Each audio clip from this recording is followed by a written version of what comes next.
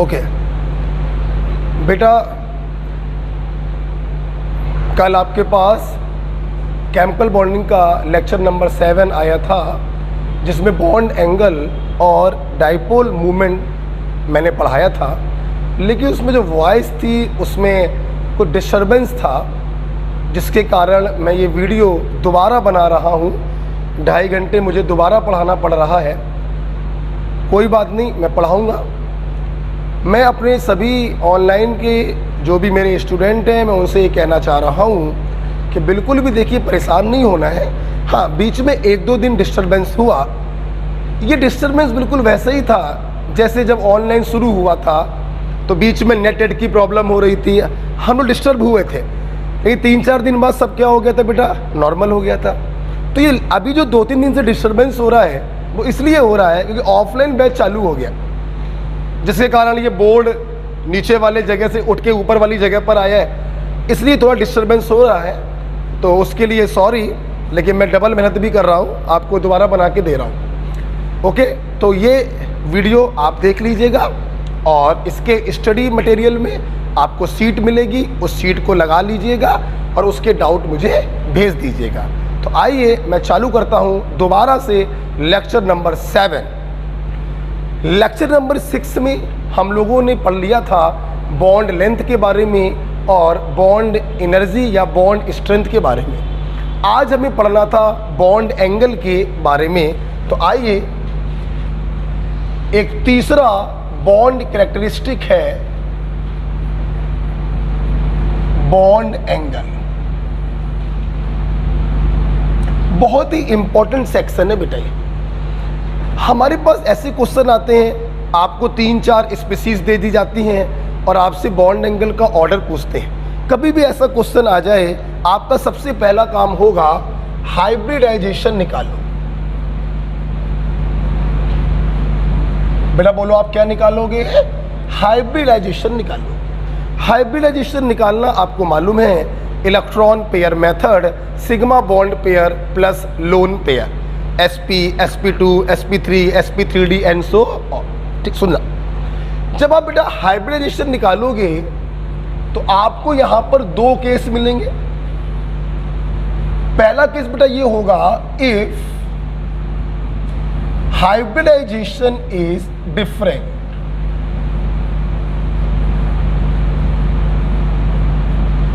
ठीक है, अगर बेटा हाइब्रिडाइजेशन डिफरेंट है तो ये बहुत ही सिंपल केस होता है, क्योंकि sp, sp2 और sp3, मैं उम्मीद करता हूँ मेरे स्टूडेंट को मालूम है sp का बॉन्ड एंगल 180, sp2 का 120 और sp3 का 109 डिग्री 28 मिनट।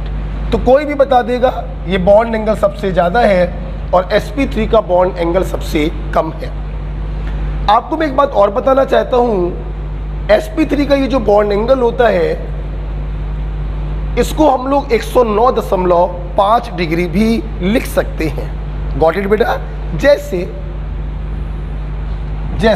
बेटा अंकित, कॉल्स आ रही हैं, रिसीव करो और इनसे क्या कहेंगे, जो डिस्टर्ब हुआ है वीडियो वो सर दोबारा बना रहे हैं, कल आपको दोबारा से मिल जाएगा। जरा एग्जाम्पल दिखते हैं बेटा, जैसे मैंने आपको एग्जाम्पल दिया, BeCl2, BF3 और NH3। मैं उम्मीद करता हूं आपको हाइब्रिडाइजेशन निकालना आता है। बेरिलियम सेकेंड ग्रुप का है, वैलेंस शेल में 2 इलेक्ट्रॉन होंगे, दोनों का साझा कर लिया है, कोई भी लोन पेयर नहीं है, सिर्फ 2 बॉन्ड पेयर हैं, 0 लोन पेयर है। हाइब्रिडाइजेशन बेटा बोलो sp। बोरॉन थर्ड ग्रुप का है, वैलेंस शेल में 3 इलेक्ट्रॉन होंगे, तीनों का साझा कर लिया है, कोई भी लोन पेयर नहीं है, 3 bond pair, 0 lone pair, hybridization sp2। Nitrogen fifth group का है, वैलेंस शेल में 5 इलेक्ट्रॉन है, 3 का साझा कर लिया, 2 बचे, 2 का मतलब 1 lone pair, 3 bond pair, 1 lone pair, hybridization sp3। आप देखिए, बताने की ज़रूरत नहीं है sp वाले का बॉन्ड एंगल सबसे ज़्यादा होगा और sp3 वाले का बॉन्ड एंगल सबसे कम होगा। Got it? इससे बड़ा कोई फर्क नहीं पड़ता कि लोन पेयर है या नहीं है। अगर हाइब्रिडाइजेशन डिफरेंट है तो सिर्फ sp सबसे ज़्यादा, sp2 उससे कम और sp3 सबसे कम, हमें लोन ऑन पेयर देखने की ज़रूरत नहीं पड़ती। ओके बेटा, अब हम लोग बात करते हैं केस नंबर 2 की। लिख लिया आपने? ये लिख लिया बेटा? हटा दें? हटा दें? आई हम लोग बेटा बात करेंगे केस नंबर 2।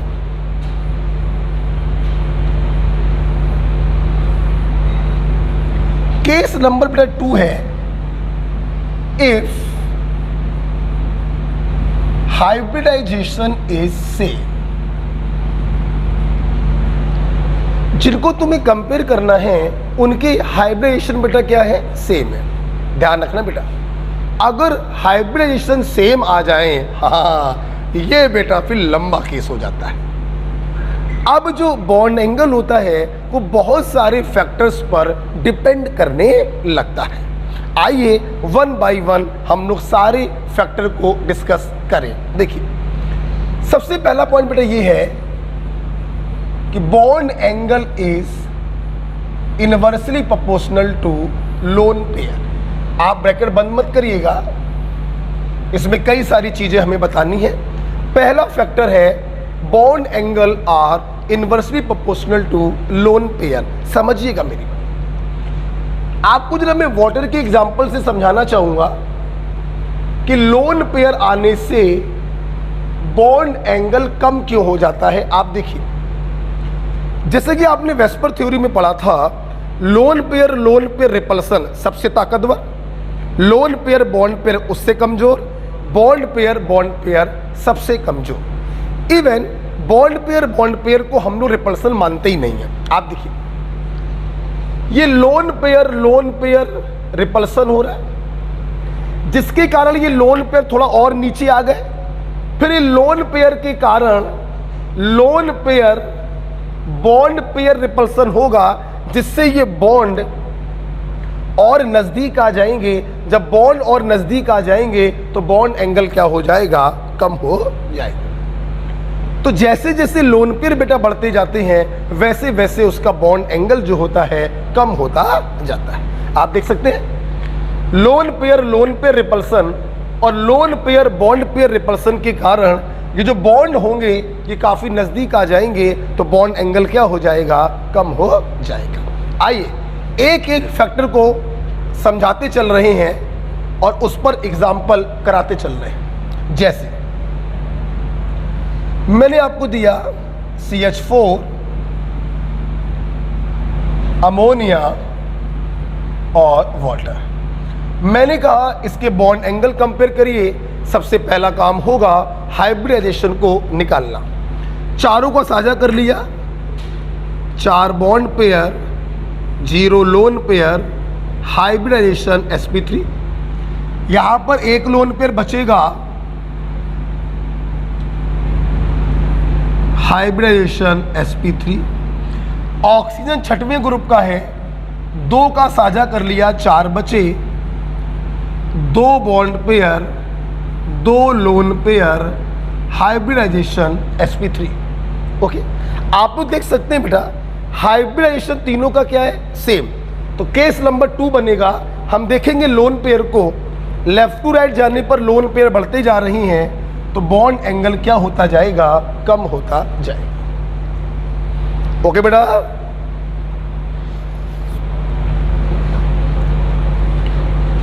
ठीक है बेटा, समझना मेरी बात। जिसके पास लोन पेयर नहीं है, आपने वेस्पर थ्योरी में देखा था, उसका शेप भी रेगुलर ज्योमेट्री के बराबर होगा और बॉन्ड एंगल भी रेगुलर होगा। Yes, 109.5 degree. जब सेंटर एटम पे लोन पेयर आ जाते हैं तो रिपल्सन फोर्स के कारण शेप भी चेंज हो जाती है और बॉन्ड एंगल कुछ कम हो जाते हैं। आपको जान के खुशी होगी, sp3 हाइब्रिडाइजेशन आने पर अगर एक लोन पेयर है तो बॉन्ड एंगल 2.5 डिग्री कम हो जाता है। जैसे रेगुलर एंगल होता है 109.5, एक लोन पेयर आ गया 2.5 कम हो गया 107 डिग्री, एक लोन पेयर और आ गया 2.5 और कम हो गया 104.5 डिग्री। ध्यान से सुनिएगा, लोन पेयर आने से बॉन्ड एंगल हमेशा कम होगा, लेकिन 2.5 डिग्री कम होगा ये सिर्फ किसमें होगा? sp3 हाइब्रिडाइजेशन में। बाकी सभी में आप ये तो बोलेंगे कि बॉन्ड एंगल कम होगा, कितना कम होगा इसका कोई क्राइटेरिया नहीं है। Is it clear?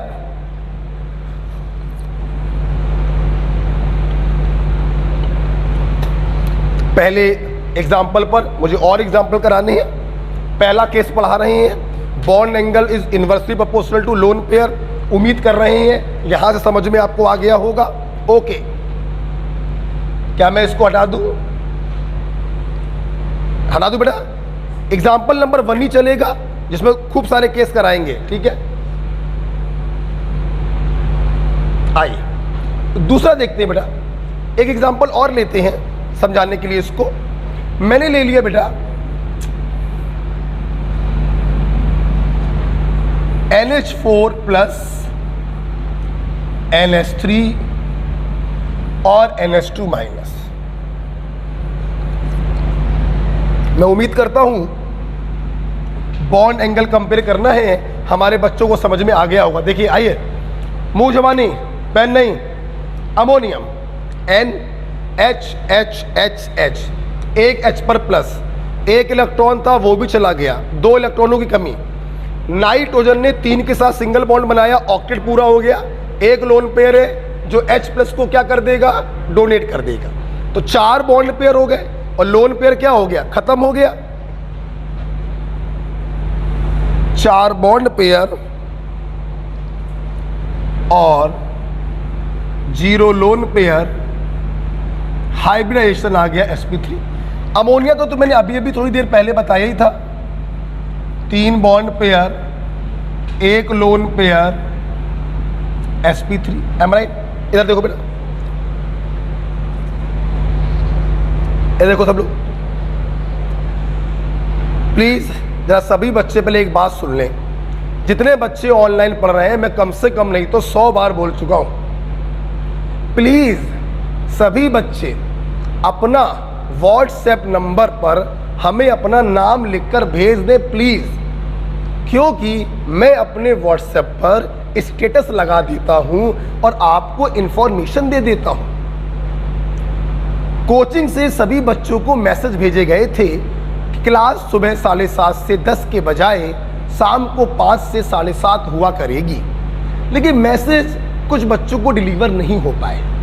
इसलिए बेटा ये ऑनलाइन क्लास है, आपको हमसे जुड़ के चलना है और जुड़ने का सबसे अच्छा तरीका है व्हाट्सएप। सो प्लीज़ बेटा आप सभी बच्चे, ये मेरा व्हाट्सएप नंबर भी है और नॉर्मल नंबर भी है, आप सभी बच्चे मुझे अपना नाम लिखकर भेज सकें ताकि मैं आपके नेम को सेव कर लूं और आपको मेरे स्टेटस दिखाई पड़ने लगे। ओके बेटा, प्लीज बेटा ध्यान रखिएगा। अच्छा चलो आ जाओ, NH2 माइनस, बोलो NHH माइनस मानेंगे इलेक्ट्रोनेगेटिव पर, 5 और 1 6, 2 की कमी 2 बॉन्ड, 2 बॉन्ड बनाए, 6 में 2 चले गए, कितने बचे? 4, 4 का मतलब 2 लोन। तो आप देखिए बेटा 2 बॉन्ड पेयर हैं, 2 लोन पेयर हैं, हाइब्रिडाइजेशन बेटा बोलो sp3।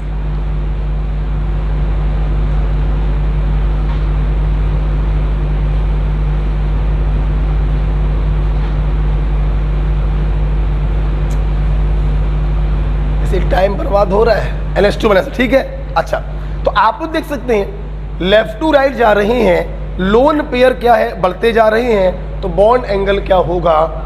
कम होता जाए। जब हाइब्रिडाइजेशन सेम होते हैं तो सबसे पहले अपन लोग देखते हैं लोन पेयर को। मेरे बच्चे क्या बताना चाहेंगे? इन तीनों में से किसका एंगल रेगुलर होगा? पहले वाले का कोई भी लोन पेयर नहीं है, एंगल रेगुलर होगा 109.5 डिग्री। sp3 में प्रत्येक लोन पेयर आने पर एंगल 2.5 कम हो जाता है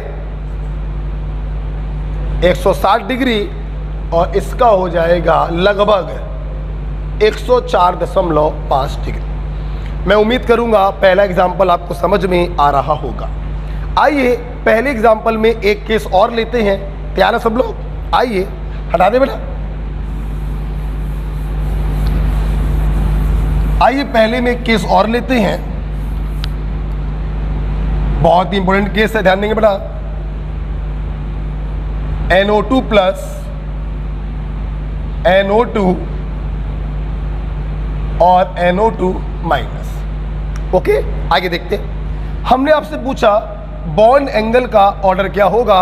अभी इसके पहले वाले एग्जाम्पल में देखा प्लस का न्यूट्रल से ज़्यादा और न्यूट्रल का नेगेटिव से ज़्यादा। खैर मैं दिखाऊंगा, आओ चलो मैं यहां पर अपने बच्चों को चित्र बनाकर दिखाता हूं। ठीक, आओ। Pick up the centre element,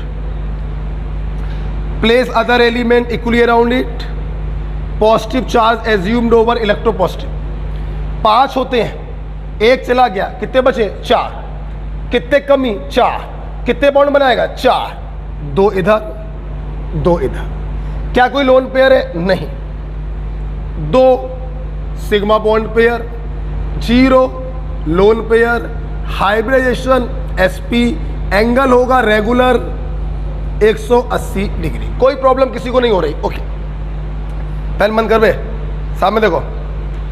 रुक जाओ, पहले इसको निपटा देते हैं। n a को 2 नेगेटिव एज्यूम्ड ओवर इलेक्ट्रोनेगेटिव, ये 1 बॉन्ड बनाएगा, ये 2 बॉन्ड बनाएगा, ये 3 बॉन्ड। एक क्या बच गया बे? कोई दिक्कत तो नहीं? कितने बॉन्ड पेयर है? 2। Lone pair 1, hybridisation sp2। Angle sp2 का रेगुलर एंगल होता है 120 डिग्री। क्या होता है? लेकिन यहां पर चूंकि एक लोन पेयर आ गया तो एंगल जो होगा वो 120 से कुछ कम हो जाएगा। लोन पेयर आने पर हाइब्रिडाइजेशन चाहे कुछ भी हो, एंगल कुछ क्या हो जाता है? कम। अगर लोन पेयर ना होता तो sp2 का एंगल होता 120 डिग्री।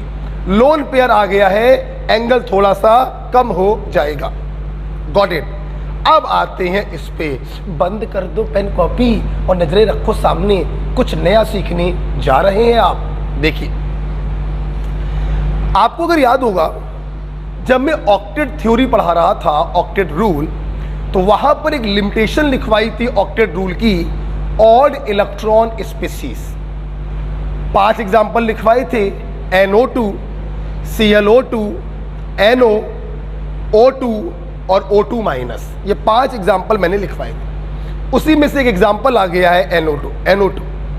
ये एक ऑड इलेक्ट्रॉन मॉलिक्यूल है, गारंटी है ये पैरामैग्नेटिक होगा, ऑक्टेट थ्योरी को फॉलो नहीं करेगा। क्लियर है? अब देखो प्लीज सामने देखो, ये रहा N, A को 2, देखना वैलेंस शेल में 5 इलेक्ट्रॉन है, ठीक। 2 इलेक्ट्रॉनों का यहां पे साझा कर लिया, इसका ऑक्टेट पूरा हो गया। बचे कितने? 3। 2 इलेक्ट्रॉनों को इसे कोऑर्डिनेट बॉन्ड से डोनेट कर दिया, इसका ऑक्टेट पूरा हो गया। बचा कितना? 1। और वो जो 1 होता है वही कहलाता है ऑड इलेक्ट्रॉन। क्या कहलाता है?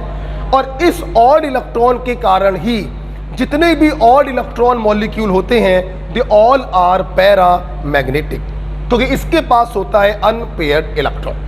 फिर से मेरे बच्चे देखेंगे, 5 थे, 2 दे दिए, बचे 3। 3 में से 2 का O के साथ साझा कर लिया, बचा 1, और ये 1 बन जाएगा ऑड इलेक्ट्रॉन। मैं अपने बच्चों को बताना चाहूंगा, जब हाइब्रिडाइजेशन निकालते हैं तो ध्यान रखिएगा, इस ऑड इलेक्ट्रॉन को कभी कभी ऐसे लोन पेयर मान भी लेते हैं और कभी कभी ऐसे लोन पेयर नहीं मानते। इसके बेटा 3 रूल होते हैं, कब लोन पेयर मानेंगे कब लोन पेयर नहीं मानेंगे, इसके 3 रूल होते हैं। मैं लास्ट ईयर बहुत एडवांस थ्योरी पढ़ाता था, पेपर को देखते हुए थोड़ी थ्योरी कम कर रही। मैं आपको 3 रूल नहीं बताऊंगा, बल्कि 2 ऑड इलेक्ट्रॉन मॉलिक्यूल में हाइब्रिडाइजेशन निकाल कर दिखा दूंगा बस। ओके, जैसे 2 सिग्मा बॉन्ड पेयर, इस ऑड इलेक्ट्रॉन को यहां पर लोन पेयर की तरह ट्रीट करेंगे तो 2 और 1 3। हाइब्रिडाइजेशन बेटा बोलो क्या आ गया, sp2। ध्यान से मेरी बात सुनिएगा, ध्यान से मेरी बात सुनिएगा। ऑड इलेक्ट्रॉन जो मॉलिक्यूल होते हैं, इनका जो एंगल होता है, हम इसके बारे में कुछ नहीं कह सकते। वैसे तो 120 होना चाहिए रेगुलर एंगल, अगर ये इस पर रिपल्सन लगाए तो 120 से कुछ कम हो जाना चाहिए, लेकिन आपको विश्वास नहीं होगा, NO2 का जो एंगल होता है वो रेगुलर एंगल से थोड़ा सा ज्यादा हो जाता है, 132 डिग्री। ध्यान रखिएगा इस चीज को। NO2 ऑड इलेक्ट्रॉन मॉलिक्यूल है, sp2 हाइब्रिडाइज है, रेगुलर एंगल होता है 120। हमें लग रहा है रिपल्सन के कारण एंगल कुछ कम हो जाना चाहिए, लेकिन इसका एंगल कुछ ज्यादा हो जाता है। मैं इसका रीजन बता सकता हूं, क्योंकि ये ऑड इलेक्ट्रॉन जो होता है वो रिजोनेंस में इन्वॉल्व हो जाता है, लेकिन मैं बताने का कोई जरूरत नहीं समझता। तो आप बताओ, ये sp था, इसमें कोई संदेह नहीं, sp का एंगल sp2 वालों से ज्यादा होगा। अब ये दोनों sp2 में एक 132 है और एक लेस देन 120 है। Is it clear? प्लीज लिखिए मत, लिखिए नहीं बेटा। हमने ऑड इलेक्ट्रॉन का एक ऐसा एग्जाम्पल करवाया NO2, जिसमें ऑड इलेक्ट्रॉन को ऐसे लोन पेयर मानकर हम हाइब्रिडाइजेशन में काउंट कर रहे हैं। Am right? अब मैं एक एग्जाम्पल ऐसा करवा दे रहा हूं जिसमें ऑड इलेक्ट्रॉन को लोन पेयर की तरह ट्रीट नहीं किया जाता। इसको सेव रखिए और हाशिए में कहीं लिख लीजिएगा, यहां कर रहा हूं, हाशिए में कहीं लिख लेना। देखो ClO2, ये भी तो ऑड इलेक्ट्रॉन मॉलिक्यूल है, सबको मालूम है। देखिए Cl, बिल्कुल ऐसे ही पढ़ाएंगे, देखना 7 इलेक्ट्रॉन थे, 2 का साझा कर लिया, कितने बचे हुए? 5। ये खुश हो गया, 5 में से 2 इसको डोनेट कर दिए, ये खुश हो गया। 5 में 2 कितने बचे? 3। 3 का मतलब एक तो हो गया लोन पेयर और एक हो गया odd electron. Is it clear? अगर हम ध्यान से देखें तो 2 बॉन्ड पेयर है, जब लोन पेयर के साथ ऑड इलेक्ट्रॉन हो तो हम इसको हाइब्रिडाइजेशन में काउंट नहीं करेंगे। ये हाइब्रिडाइजेशन में काउंट नहीं किया जाएगा। 2 बॉन्ड पेयर, एक लोन पेयर, हाइब्रिडाइजेशन sp2 बेटा होगा। चूंकि लोन पेयर है, इसके पास जो रिपल्सन लगाएगा, एंगल जो है रेगुलर एंगल से कुछ कम हो जाएगा, 117 डिग्री। गॉट इट बेटा? तो आपको एक एग्जांपल कराया जिसमें ऑड इलेक्ट्रॉन को लोन पेयर की तरह माना गया है, और एक एग्जांपल करवाया जिसमें नहीं माना गया है। मेरे बच्चे अगर याद करना चाहते हैं तो ऐसे याद करें। देखो बे, अगर लोन पेयर अकेला है तो ऐसे लोन पेयर मान लेना ऑड इलेक्ट्रॉन को, और अगर ऑड इलेक्ट्रॉन के साथ लोन पेयर भी है तो हम इसको काउंट नहीं करेंगे। ये कोई रूल नहीं है, रूल तो 3 अलग से होते हैं जो मैं बताने के मूड में नहीं हूं। हमें 50 पन्ने कम करने हैं, हाई फाई चीजों का पढ़ने का कोई मतलब बेटा इस समय नहीं है। हमने 2 केस फिर भी करा दिए आपको, NO2 का केस करा दिया और ClO2 का केस करा दिया। ओके बेटा, चलिए। तो आज मेरे बच्चों ने हाइब्रिडाइजेशन सेम होने पर बॉन्ड एंगल लोन पेयर पर कैसे डिपेंड करता है ये पढ़ा। ओके बेटा, जिसमें मैंने यहीं पर लगे हाथ ऑड इलेक्ट्रॉन मॉलिक्यूल के 2 केस करवा दिए। NO2 जहां इसको लोन पेयर मानेंगे और ClO2 जहां इसको लोन पेयर नहीं मानेंगे। ओके, यहां पर देखिए चूंकि लोन पेयर है, गारंटी है जो एंगल होगा वो रेगुलर एंगल से कुछ कम होगा, 120 से कुछ कम हो गया। यहां पर ऑड इलेक्ट्रॉन रिजोनेंस में इन्वॉल्व हो जाता है, जिसके कारण इसका एंगल रेगुलर से भी ज्यादा हो जाता है, 120 से भी ज्यादा हो गया, 132 डिग्री। ओके बेटा, हो रही बात ओके। आपको मैं बता के खुशी होगी, जितने भी ऑड इलेक्ट्रॉन मॉलिक्यूल होते हैं सभी में ये ऑड इलेक्ट्रॉन रिजोनेंस में इन्वॉल्व होता है। ClO2 is the only example जहां पर ये ऑड इलेक्ट्रॉन रिजोनेंस में डिलोकलाइज नहीं होता। लिख लो, बोल दिया है, here odd electron not delocalised. Not delocalise का मतलब not involve in resonance. ClO2 एक ऐसा एग्जाम्पल है जिसमें ऑड इलेक्ट्रॉन रिजोनेंस में इन्वॉल्व नहीं होता, डिलोकलाइज नहीं होता। ओके, चलिए अगर बेटा मान लो कुछ एग्जाम्पल ऐसे आ जाएं जिसमें लोन पेयर से काम ना चल पाए, सबके पास बराबर लोन पेयर है, तो हम लोग दूसरे फैक्टर की तरफ जाएंगे। हटा दें इसको।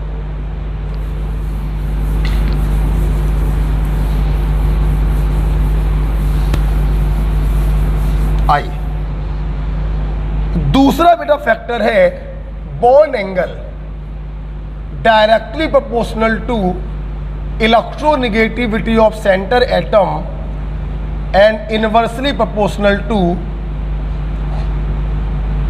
Electronegativity of surrounding atom. बहुत सांस फूल रही है हमारी, दिक्कत सी हो रही है।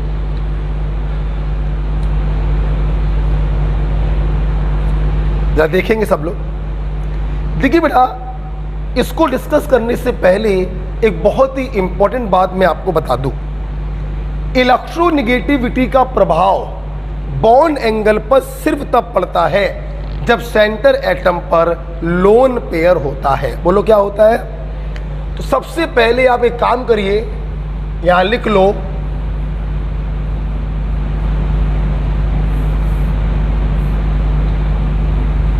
it affect bond angle only when center atom have lone pair। जब सेंटर एटम पे लोन पेयर होगा, सिर्फ उसी सूरत में इलेक्ट्रोनेगेटिविटी का प्रभाव बॉन्ड एंगल पर पड़ेगा। आइए इसके एग्जाम्पल कराने से पहले हम इसको समझाना भी चाहेंगे। दूसरे एग्जाम्पल करने जा रहे हैं, उससे पहले मैं ये आपको समझाना चाहूंगा ऐसा कैसे हो गया। देखो, ए बी से जुड़ा है, अब समझना। माना electronegativity of centre atom is greater than electronegativity of surrounding atom. ये सेंटर है, सराउंडिंग है, ऑफ कोर्स इस पर क्या होना चाहिए? Lone pair. इलेक्ट्रोनेगेटिविटी का प्रभाव अगर बॉन्ड एंगल पर देख रहे हो तो लोन पेयर तो होना ही चाहिए। अब देखना, समझना मेरी बात। अगर बेटा सेंटर एटम का इलेक्ट्रोनेगेटिविटी ज्यादा है तो सेंटर एटम इस बॉन्ड पेयर को घसीटेगा। जब centre atom in bond pair को घसीटेगा तो ये बॉन्ड पेयर सेंटर एटम के नजदीक पहुंच जाएंगे। जब ये बॉन्ड पेयर सेंटर एटम के नजदीक पहुंच गए तो बॉन्ड पेयर रिपल्सन लगेगा, और जब बॉन्ड पेयर रिपल्सन लगेगा तो एंगल क्या हो जाएगा? ज्यादा। इसलिए सेंटर की इलेक्ट्रोनेगेटिविटी अगर ज्यादा होगी तो बॉन्ड पेयर रिपल्सन बढ़ जाएगा, बॉन्ड एंगल भी बढ़ जाएगा। Okay, so angle increases. Clear बेटा?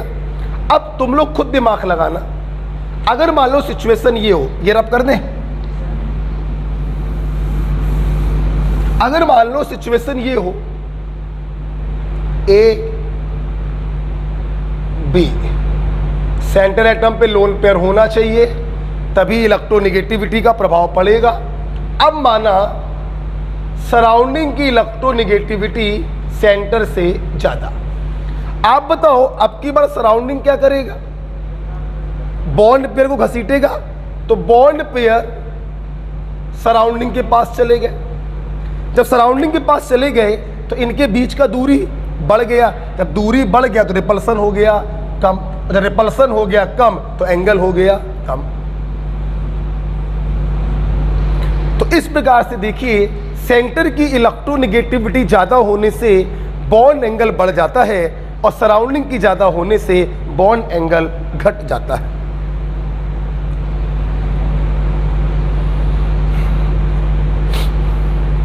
तो आइए एग्जाम्पल नंबर 2 देखते हैं। पहले सेंटर को देखते हैं, फिर सराउंडिंग को देखते हैं। हटा दो इसको, हटा दो बेटा, ये सब समझ बेटा आ गया। एग्जाम्पल नंबर 2 चल रहा है, इसी के नीचे लिखिएगा, ठीक है। ये तो मैंने आपको कॉन्सेप्ट सिखाया कि ऐसा क्यों होता है, ठीक है। देखिए अब हम लोग एग्जाम्पल नंबर 2 और 3 डिस्कस करने जा रहे हैं। देखिए सबसे पहले मैंने एग्जाम्पल ले लिया ये NH3 PS3 ASS3 SBS3 और BIS3। अगर मेरे बच्चे ध्यान से देखें, यहां पर ये 5th ग्रुप के हाइड्राइड है। नाइट्रोजन पर भी एक लोन पेयर होगा, फास्फोरस भी उसी ग्रुप का है, एक लोन पेयर होगा। आर्सेनिक पर भी एक लोन पेयर होगा, बिस्मथ पर भी एक लोन पेयर होगा, सब एक ही ग्रुप के। और सबका हाइब्रिडाइजेशन क्या है? sp3। यार हाइब्रिडाइजेशन तो सेम है, क्या करें?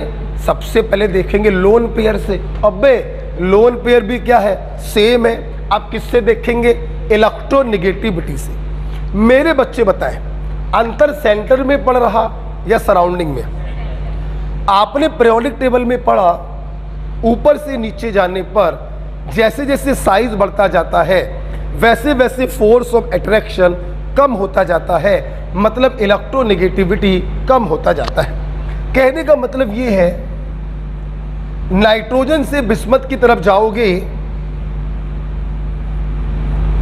तो सेंटर एटम का इलेक्ट्रोनेगेटिविटी कम होता जाएगा, इसलिए बॉन्ड एंगल भी कम होता जाएगा। अमोनिया का बॉन्ड एंगल सबसे कम होगा और बिस्मथीन का अमोनिया का सबसे ज्यादा होगा और बिस्मथीन का सबसे कम होगा, ठीक है। इसी पर एक एग्जांपल और करा देते हैं बच्चों को हम लोग। अभी 5वें ग्रुप का एग्जांपल लिया, अब 6वें ग्रुप का एग्जांपल ले लो। Oxygen, sulphur, selenium, tellurium. देखिए सब लोगों को मालूम है सेंटर एटम पर 2 लोन पेयर होंगे, क्योंकि 6 में से 2 चले गए बॉन्ड बनाने में, बचे 4 का मतलब 2 लोन पेयर। सबका हाइब्रिडाइजेशन क्या होगा? sp3 होगा। अब लोन पेयर से देखें, लोन पेयर भी क्या है? सेम। अब किससे देखेंगे? Electronegativity.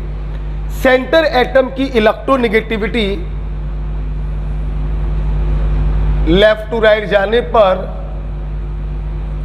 Electronegativity of centre element decreases, so bond angle also decreases, just like to ऊपर वाला एग्जांपल। ओके, ठीक है बेटा। अब हम तीसरा एग्जांपल लेंगे, सराउंडिंग को चेंज करेंगे। एग्जांपल नंबर 3, हटा दे इसको, समझ बेटा आ गया? हटा दे बेटा, बताओ तुम्हारी चलिए लिखो। सभी बच्चे अपना नाम मेरे व्हाट्सएप नंबर पर भेजें। लड़ाई बहुत लंबी है, 6 महीने हमें और आपको इनविजिबल रूप से एक दूसरे से जुड़ना है।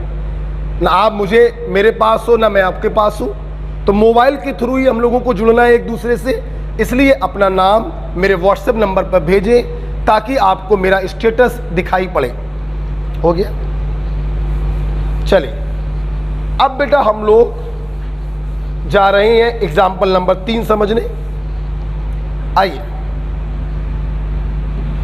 जैसे मैंने आपको दिया NF3, NCl3,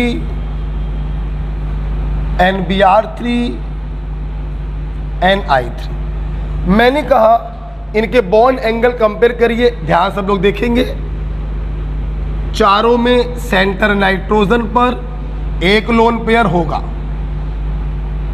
और आप देख सकते हैं चारों का हाइब्रिडाइजेशन क्या है, sp3 है। 3 बॉन्ड पेयर एक लोन पेयर, 3 बॉन्ड पेयर एक lone pair, and so on. अब हाइब्रिडाइजेशन सेम है तो बॉन्ड एंगल कैसे कंपेयर करते हैं? सबसे पहले लोन पेयर से, लोन पेयर भी क्या हो गए, सेम। अब हम लोग देखेंगे इलेक्ट्रोनेगेटिविटी। ध्यान से मेरी बात सुनिए।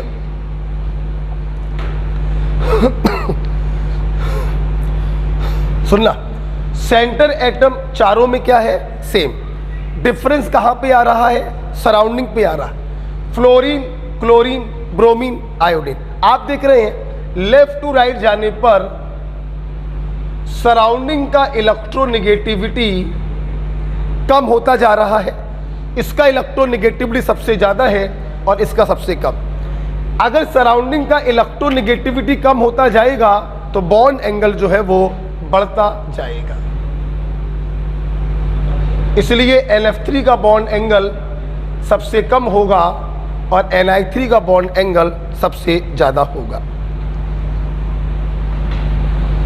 ओके बेटा, ठीक है। तीसरा एग्जांपल समझ में आ गया। तीसरे पर एक एग्जांपल और करा दें, आप कहो तो करा दें। आपने ये लिख लिया है एक एग्जांपल, ये देखो सेम एग्जांपल है बेटा, कोई अंतर नहीं है।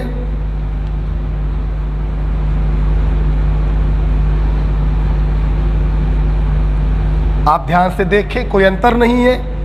N की जगह पर फास्फोरस ले लिया है, दोनों सेम ग्रुप के हैं।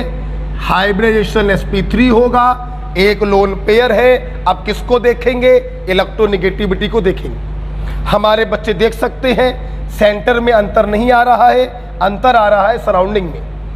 सराउंडिंग की इलेक्ट्रोनेगेटिविटी सबसे ज़्यादा, बॉन्ड एंगल सबसे कम।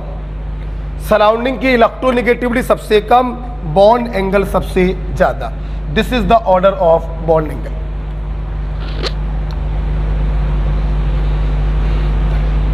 ओके,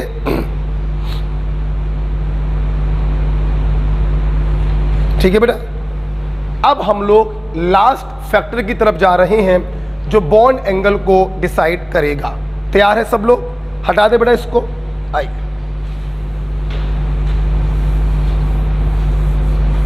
चौथे एग्जाम्पल की तरफ हम लोग जा रहे हैं। देखिए, लिखेंगे नहीं, देखेंगे सब लोग। पेन कॉपी बंद कर दो, एग्जाम्पल को फील करो। वाटर, H हटा के 2 Br लगा दिए,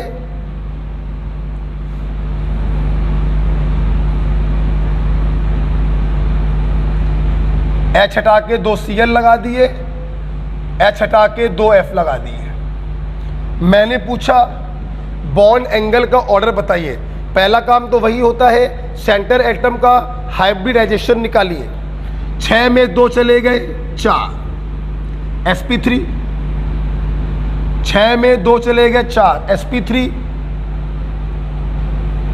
sp3 और ये क्या है, sp3। सब के सब sp3 है। हाइब्रिडाइजेशन क्या है बेटा, सेम है। दूसरा वाला केस बन गया। सबसे पहले देखेंगे लोन पेयर से, लोन पेयर भी क्या है, सेम। अब हम लोग देखेंगे इलेक्ट्रोनेगेटिविटी से। सेंटर एटम चारों में सेम है, अंतर कहां पे आ रहा? सराउंडिंग में।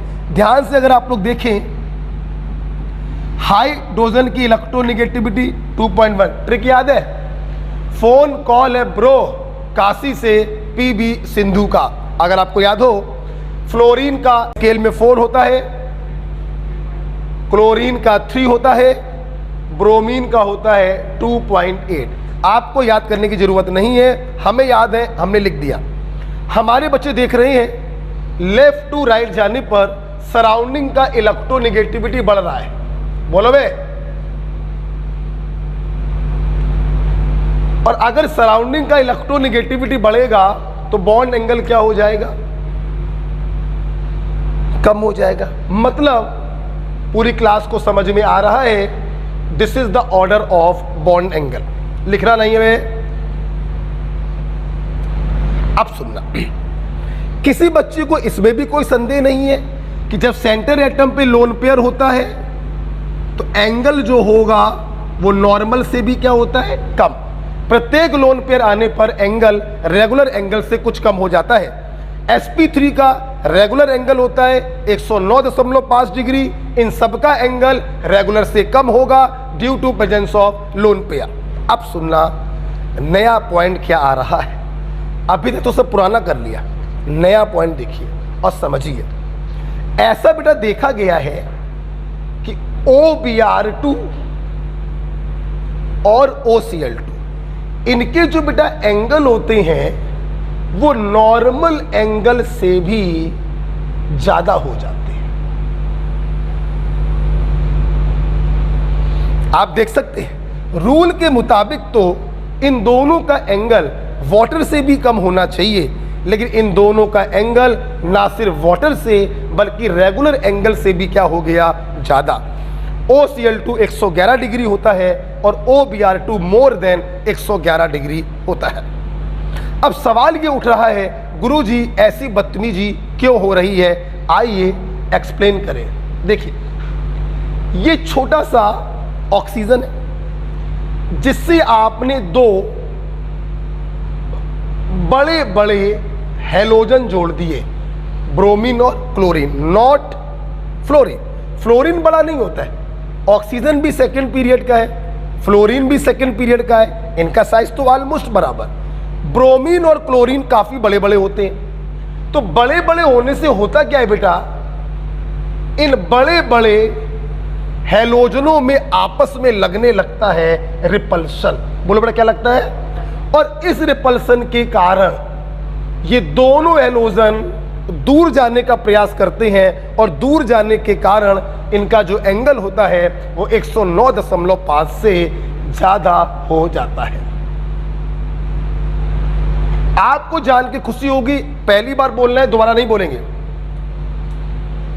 जगह के कारण होने वाली लड़ाई को केमिस्ट्री में स्टेरिक हिंड्रेंस कहते हैं। बोलो क्या कहते हैं? Steric hindrance. समझा देते हैं। एक बेंच में 5 बच्चे बैठ सकते थे। अगर मैं उस बेंच में 2 बच्चों को और बैठाने का प्रयास करूं तो आप बताओ इन बच्चों में लड़ाई होगी कि नहीं होगी? होगी। एक कहेगा हम ऐसे बैठेंगे फैल के, एक कहेगा नहीं पैर के ऊपर पैर रख के बैठो, कहा कि हमें बैठना है। मतलब उनमें जगह के कारण क्या होगी? लड़ाई। इसी को केमिस्ट्री में कहते हैं स्टेरिक हिंड्रेंस। इन दोनों का साइज काफी बड़ा बड़ा था। बड़ा बड़ा साइज होने के कारण इनमें रिपल्सन लगने लगा। इसी रिपल्सन को कहते हैं स्टेरिक हिंड्रेंस। और इनका जो एंगल है वो रेगुलर एंगल से भी थोड़ा सा ज्यादा हो गया। Is it clear? लिख लेंगे।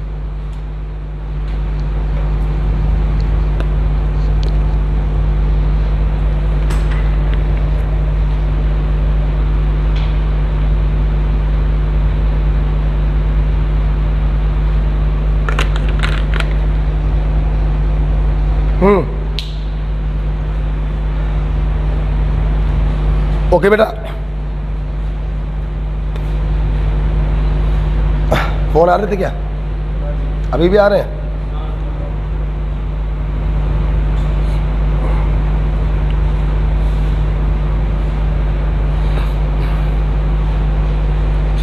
मैं उम्मीद करूंगा मेरे छात्रों को ये समझ में आ गया है। आपके पास समय है 2 मिनट का। 7:04 हो रहे हैं, 2 मिनट आपको दे रहे हैं, आप जल्दी से इसको रिवाइज करिए। बॉन्ड एंगल को जल्दी से रिवाइज करिए।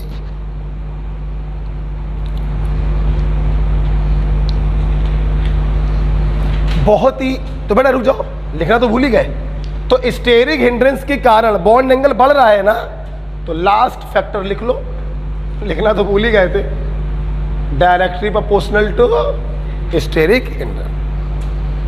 ठीक है, लास्ट फैक्टर है स्टेरिक हिंड्रेंस जो बॉन्ड एंगल को बढ़ा देता है। अब आप रिवाइज कर सकते हैं 2 मिनट।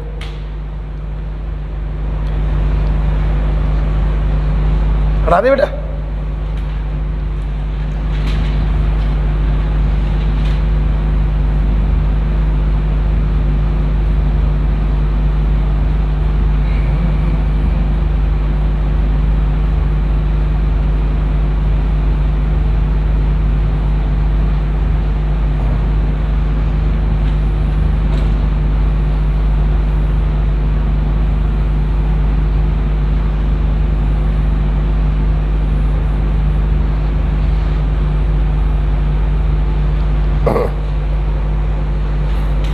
हेलो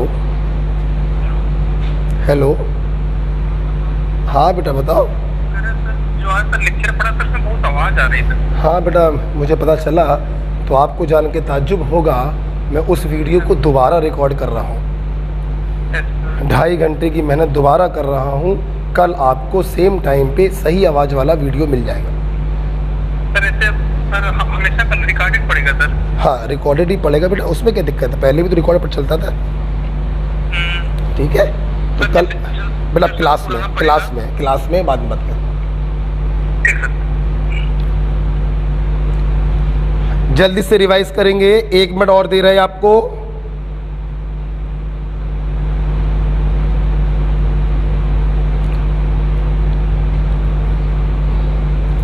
लो भैया अंकित, लो रिसीव करो, लो फिर कैच करो, कैच करो, कैच करो, कैच।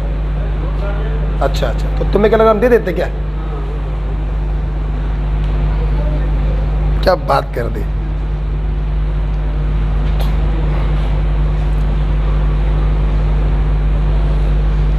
जल्दी से रिवाइज करेंगे, नो प्रॉब्लम, आराम से पढ़ेंगे, कोई जल्दीबाजी नहीं है।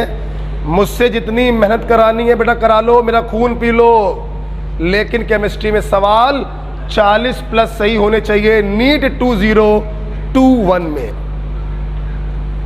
मैं बिल्कुल मेहनत करने से पीछे नहीं हटता हूं, ये मेरा नेचर है। सांस बहुत तेज फूल रही है, लेकिन पूरा पढ़ाकर ही यहां से जाएंगे, ये भी मेरे बारे में पक्का फेमस है। ठीक है, तो आप खूब हमसे जितनी मेहनत करानी करा लीजिए, लेकिन केमिस्ट्री के क्वेश्चन 40 प्लस सही होने चाहिए। फटाफट पढ़ेंगे।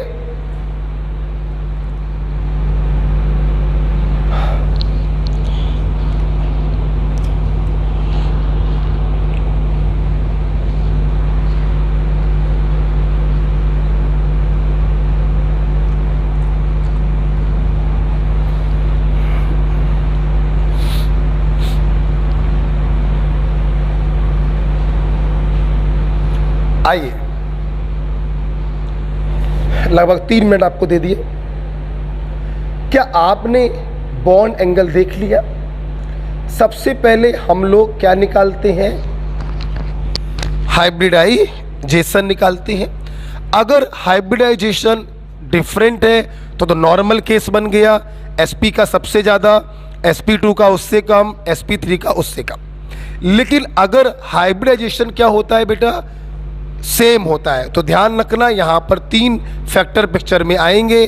पहले लोन पेयर आएगा, फिर इलेक्ट्रोनेगेटिविटी आएगा, और फिर स्टेरिक हिंड्रेंस आएगा। ध्यान रखिएगा, इलेक्ट्रोनेगेटिविटी का प्रभाव एंगल पर सिर्फ तब पड़ता है जब सेंटर एटम पे लोन पेयर होते हैं। तो जस्ट ए मिनट, ये हेडिंग पढ़ने से पहले एक सवाल जरा करिए हाशिए पर, जरा हाशिए पे एक सवाल करके दिखाइए।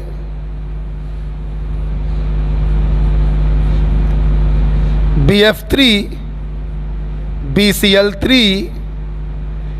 BBr3 और BI3।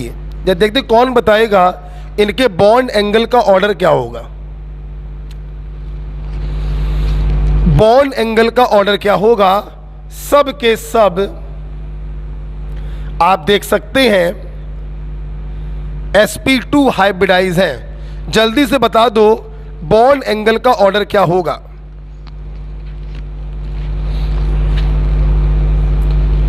अच्छा एक बात बताओ, क्या तुम लोग यहां पर सराउंडिंग की इलेक्ट्रोनेगेटिविटी को देखोगे कि सराउंडिंग की इलेक्ट्रोनेगेटिविटी ज़्यादा तो बॉन्ड एंगल सबसे कम, और जैसे जैसे सराउंडिंग की इलेक्ट्रोनेगेटिविटी कम होती जाएगी वैसे वैसे बॉन्ड एंगल बढ़ता जाएगा। अगर तुम ऐसा सोच रहे हो तो मूर्खों गलत सोच रहे हो। अभी अभी मैंने कम से कम 4 बार बोला इलेक्ट्रोनेगेटिविटी का प्रभाव तब पड़ता है जब सेंटर एटम पर लोन पेयर होते हैं। अरे पागलों, थर्ड ग्रुप का बोरॉन है, तीनों इलेक्ट्रॉनों को साझा कर लिया, क्या कोई लोन पेयर है? नहीं, सिर्फ इसके पास 3 बॉन्ड पेयर है, कोई लोन पेयर नहीं है। अबे जब लोन पेयर है ही नहीं तो सबका एंगल रेगुलर एंगल होगा 120 डिग्री, कोई अंतर नहीं होगा। सबके बॉन्ड एंगल क्या होंगे? सेम होंगे। क्यों सेम होंगे? Because no lone pair on centre atom boron. जब बोरॉन पे लोन पेयर ही नहीं है तो इलेक्ट्रोनेगेटिविटी का कोई प्रभाव नहीं पड़ेगा। सबके एंगल रेगुलर एंगल होंगे 120 डिग्री, सबकी शेप भी रेगुलर होगी, ट्राइगोनल प्लेनर। एंगल और शेप तब बिगड़ती हैं जब सेंटर एटम पर लोन पेयर होता है। ओके, हाशिए पे कहीं लिख लीजिएगा, हटा रहे हैं इसको और दूसरा कॉन्सेप्ट चालू करने जा रहे हैं, डाइपोल मूवमेंट। हटा दो इसको, बेटा लिख लिया हिमांसा, हिमांसी, हिमांसी, हिमांसा लिख लिया बेटा, तिवारी बेटा लिख लिया, तुम बताओ। आइए,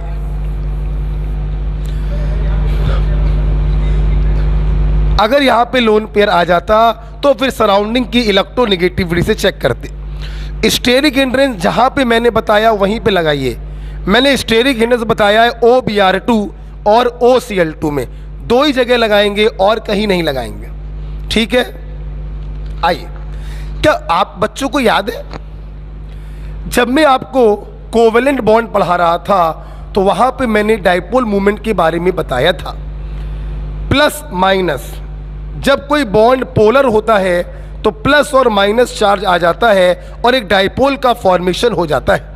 इज इट क्लियर? अब सुनना, उसी बेटा डाइपोल मूवमेंट के आधार पर हम लोग मॉलिक्यूल को 2 भागों में क्लासिफाई करते हैं। पहला बेटा होता है नॉन पोलर मॉलिक्यूल, या इन्हीं को बेटा हम लोग कहते हैं सिमेट्रिकल मॉलिक्यूल। और दूसरे बेटा मॉलिक्यूल होते हैं पोलर मॉलिक्यूल, या इनको बेटा हम लोग कहते हैं अनसिमेट्रिकल मॉलिक्यूल। देखिए बेटा, सिमेट्रिकल का मतलब ही होता है स्फेरिकल, ना कहीं पर पार्शियल पॉजिटिव होगा ना कहीं पर पार्शियल नेगेटिव होगा। इसलिए बेटा इनका जो नेट डाइपोल मूवमेंट होता है वो 0 होता है, इसीलिए इनको कहते हैं नॉन पोलर मॉलिक्यूल। और अनसिमेट्रिकल का बेटा मतलब होता है कुछ इस प्रकार से, एक तरफ पॉजिटिव डेवलप हुआ एक तरफ नेगेटिव डेवलप हुआ तो जाहिर सी बात है इसका नेट डाइपोल मूवमेंट कुछ ना कुछ जरूर होगा, ये 0 नहीं हो सकता। ऐसे मॉलिक्यूल कहलाते हैं पोलर मॉलिक्यूल। जिनका डाइपोल मूवमेंट कुछ ना कुछ जरूर हो उन्हें हम कहते हैं पोलर मॉलिक्यूल, जिनका जीरो हो नॉन पोलर मॉलिक्यूल।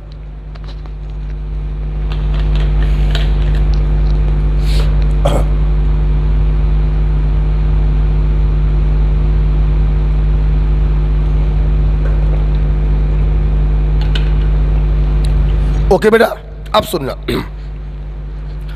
सवाल बेटा ये उठ रहा है, हम कैसे पहचानेंगे हमारा मॉलिक्यूल नॉन पोलर होगा या पोलर होगा। सुनना,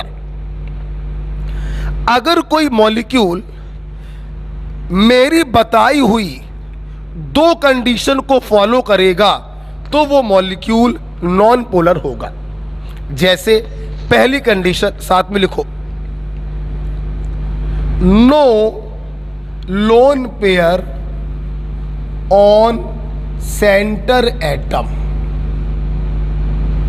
सेंटर एटम पे कोई लोन पेयर नहीं होना चाहिए। और दूसरा, all surrounding atom must be same. All surrounding atom must be same. अगर कोई मॉलिक्यूल मेरी इन दोनों कंडीशन को फॉलो करेगा तो वो नॉन पोलर होगा, और दोनों में से किसी एक को भी फॉलो नहीं किया तो पोलर हो जाएगा। आइए अपने बच्चों को एग्जाम्पल के द्वारा समझाएं। क्या ये लिख लिया? तुम बताओ बेटा। हाँ लिखो लिखो, सब हमें बताओ ना, कहा हो गया कहा नहीं हुआ है, लिखो फटाक से। सेंटर एटम पे लोन पेयर नहीं होने चाहिए और सारे सराउंडिंग एटम सेम होने चाहिए। ऐसी सूरत में वो नॉन पोलर होगा। ओके, जैसे हम एग्जाम्पल बताने जा रहे हैं। सोनम बेटा लिख लिया? ओके, आइए या ध्यान से सब लोग देखेंगे। CH4 CHCl3 ammonia BF3 carbon dioxide और वाटर। हमें पता करना था इनमें से कौन पोलर है और कौन नॉन पोलर है। देखो ये देखो, थोड़ा चेंज कर देते हैं।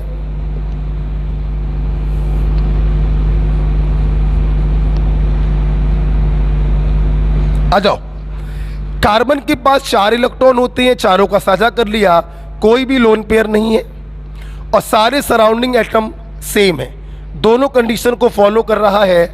It must be non polar. इसका नेट डाइपोल मूवमेंट क्या होगा? 0 होगा। खत्म, खत्म हो गया।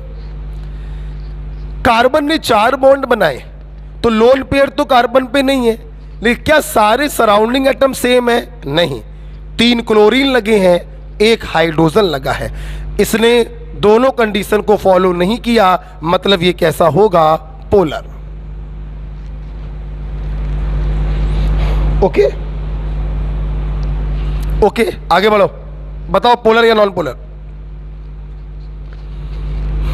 बोलो बेटा। नाइट्रोजन 5वें ग्रुप का है, वैलेंस शेल में 5 इलेक्ट्रॉन, तीनों का साझा कर लिया, मतलब इसके पास क्या है? Lone pair. इसने पहली कंडीशन फॉलो नहीं करी, इसके पास लोन पेयर है, मतलब ये भी कैसा होगा? Polar. Okay. Boron 3rd group का, तीनों इलेक्ट्रॉनों का साझा कर लिया, लोन पेयर नहीं है और सारे सराउंडिंग एटम क्या है? सेम, दोनों कंडीशन फॉलो कर रहा है, नॉन पोलर।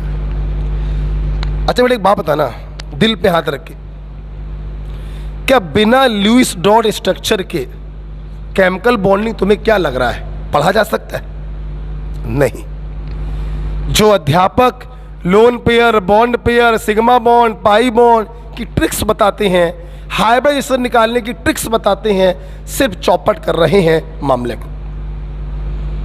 अरे हर क्वेश्चन का आंसर सिर्फ एक चीज से निकलता है, लुईस डॉट स्ट्रक्चर।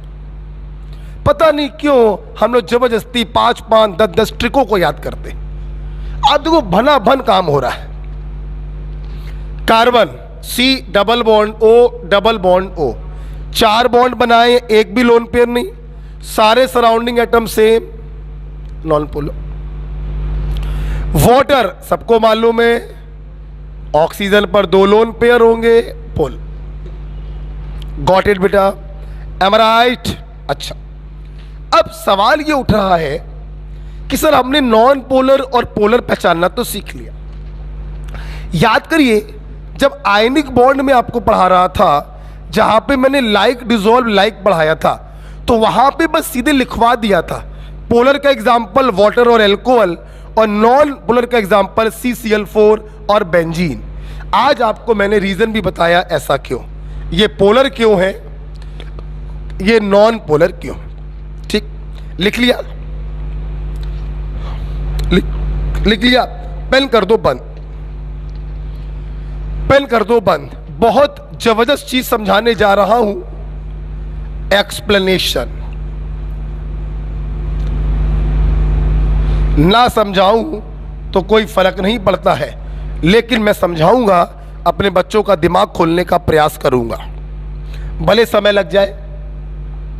देखिए, अक्सर बच्चों के मन में एक सवाल आता है कि सेंटर एटम पर लोन पेयर ना होने से और सारे सराउंडिंग एटम सेम होने से ऐसा क्या हो जाता है कि नेट डाइपोल मूवमेंट 0 हो जाता है। आओ सुने, खुद समझते हैं। देखो, एक ये आदमी है, इसको एक आदमी इधर से घसीट रहा है, एक आदमी इधर से घसीट रहा है, ये आदमी 2 तरफ से घसीट रहा है, इसके इफेक्ट को ये कैंसिल कर रहा, इसके इफेक्ट को ये कैंसिल कर रहा। लेकिन ये आदमी अपनी जगह पर स्थिर तभी रहेगा जब यहां से लगा फोर्स और यहां से लगा फोर्स आपस में बराबर हो, तभी ये दोनों एक दूसरे को कैंसिल करेंगे और आदमी जहां का तहां बना रहेगा। मतलब मैंने बोला एक आदमी पर एक आदमी को 2 आदमी घसीट रहे हैं, बताइए 2 आदमी कैसे घसीटें कि बीच वाले आदमी की पोजीशन पर कोई फर्क ना पड़े। तो आप कहेंगे एक आदमी पूरब में घसीटे तो दूसरा पश्चिम में घसीटे, और दोनों के घसीटने की क्षमता भी क्या हो, बराबर, तभी उस आदमी की पोजीशन पर कोई फर्क नहीं पड़ेगा। एम आई राइट? सुनना, होता क्या है बेटा, मैं अपने बच्चों को BF3 का एग्जाम्पल देके समझाऊंगा। ध्यान देखना बेटा, सबको मालूम है BF3 नॉन पोलर। क्यों नॉन पोलर है ये मैं समझाने जा रहा हूं। देखा सब लोग, इसके पास कोई लोन पेयर तो नहीं है। अब सुनना, लोन पेयर ना होने से फायदा क्या मिलता है कि इसका जो शेप होता है वो रेगुलर ज्योमेट्री के जैसा हो जाता है, ट्राइगोनल प्लेनर। अगर सेंटर एटम पे लोन पेयर आ जाए तो उसका जो शेप होता है वो थोड़ा सा बिगड़ जाता है।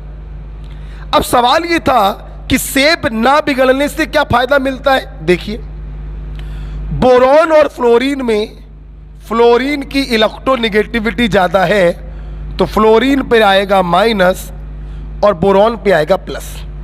हमने आपको बताया था केमिस्ट्री में डाइपोल की डायरेक्शन होती है +2 माइनस। सारे के सारे सराउंडिंग क्या है, फ्लोरीन है, सबका मैग्नीट्यूड क्या होगा, सेम। इन दोनों का जो रिजल्टेंट आएगा वो कुछ ऐसे आएगा, और ये रिजल्टेंट इस डाइपोल को क्या कर देगा, कैंसल। तो सारे डाइपोल कैंसल हो गए, तो इसका नेट डाइपोल मूवमेंट क्या हो गया, 0 हो गया। इसीलिए ये मॉलिक्यूल पोलर नहीं नॉन पोलर होगा। प्लीज लिखो मत, समझो। लोन पेयर ना होने से शेप रेगुलर होती है। शेप रेगुलर होने से सारे फोर्स अपोजिट डायरेक्शन में लगने लगते हैं, एक दूसरे को कैंसिल करने के लिए बेताब। रेगुलर ज्योमेट्री का यह फायदा। और सराउंडिंग एटम सेम होने का फायदा यह मिलता है कि इन फोर्सेस का मैग्नीट्यूड आपस में बराबर हो जाता है, एक दूसरे को कैंसिल कर देते हैं, नेट डाइपोल मूवमेंट जीरो हो जाता है। तुम लोग सोच के बताओ, अगर इस आदमी को इधर घसीटूं 5 न्यूटन से और इधर घसीटूं 2 न्यूटन से, तो क्या ये आदमी अपनी जगह पर स्थिर रहेगा? नहीं। इसने इसको कैंसिल तो किया, लेकिन थोड़ा सा ये बच गया, तो ये आदमी क्या करेगा? राइट साइड पर शिफ्ट होना चालू कर देगा। अगर ये अपनी जगह पर मेंटेन रहना चाहता है तो सिर्फ अपोजिट होने से काम नहीं चलेगा, उनका मैग्नीट्यूड भी क्या होना चाहिए? सेम। और मैग्नीट्यूड सेम तभी होगा जब सराउंडिंग एटम क्या होंगे? सेम। Got it? अभी क्लियर हुआ? वो 2 पॉइंट मैंने क्यों पढ़ाए? फिर से बोलो, सोचो। लोन पेयर नहीं होने से क्या फायदा है? शेप हो जाएगी रेगुलर, और शेप अगर रेगुलर हो गई तो सारे डाइपोल मूवमेंट एक दूसरे के अपोजिट हो जाएंगे, एक दूसरे को कैंसिल करने के लिए बेताब। और सराउंडिंग एटम सेम होने से फायदा क्या मिलेगा कि इनके मैग्नीट्यूड बराबर होंगे, एक दूसरे को 100% कैंसिल कर देंगे, नेट डाइपोल मूवमेंट जीरो हो जाएगा। एम राइट बेटा? आओ इसी चीज को एक एग्जांपल से और समझते हैं। कार्बन डाइऑक्साइड, यही तो है। अब देखना, सबको मालूम है ये नॉन पोलर है। क्यों नॉन पोलर? देखना, सेंटर एटम पे लोन पेयर नहीं है। लोन पेयर ना होने से इसकी जो शेप होगी वो रेगुलर होगी। sp हैप्लाइजर है, 2 सिग्मा और 0 लोन पेयर। शेप जब रेगुलर होगी तो आप देख सकते हैं दोनों के दोनों डाइपोल अपोजिट डायरेक्शन में ओरिएंट हो गए। ठीक। सराउंडिंग एटम सेम है तो इनका जो मैग्नीट्यूड होगा वो क्या होगा? बराबर होगा, एक दूसरे को कैंसिल कर देंगे, नेट डाइपोल मूवमेंट क्या हो गया? जीरो। उम्मीद करते हैं आपको 2 कंडीशन समझ में आई। और देखते हैं, एक और देखते हैं। वाटर,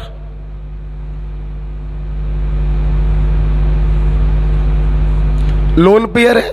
लोन पेयर होने से आप देखिए इसका जो शेप है वो रेगुलर टेट्राहेड्रल नहीं होगा, इसका शेप हो गया एंगुलर। क्या हो गया? एंगुलर।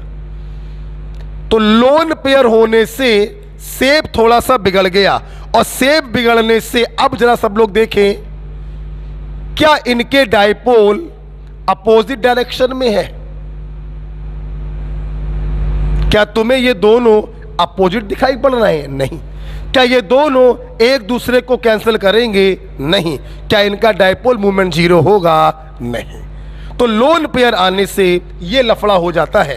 आपने फिजिक्स में पढ़ा होगा, वेक्टर को अगर पैरेलल शिफ्ट कर दें तो उस पर कोई फर्क नहीं पड़ता। आप देखिएगा, इसको ऐसे लिख दें,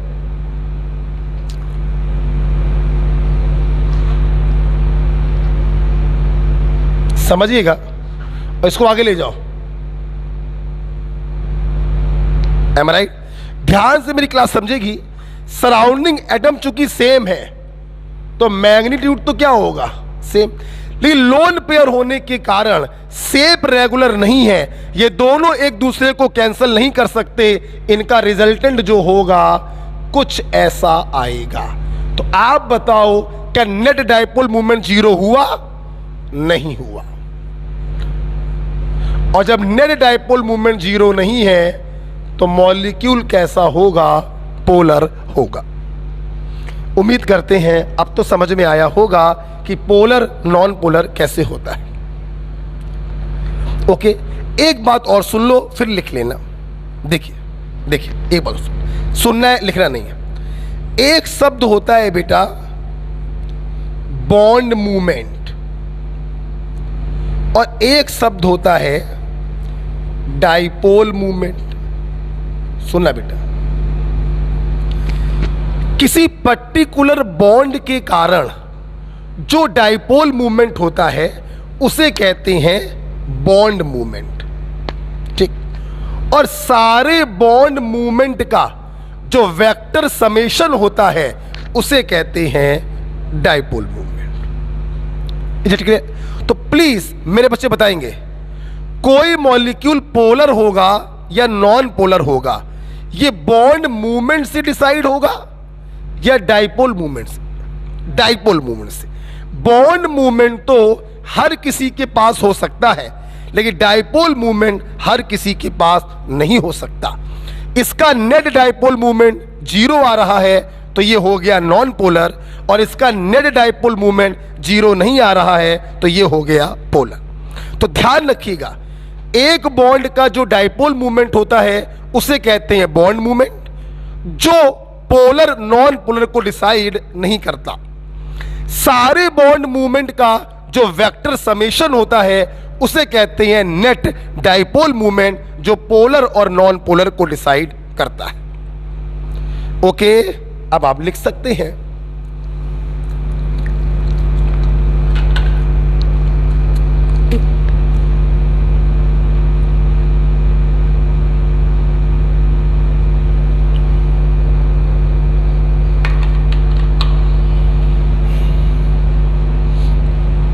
अब आप लिख सकते हैं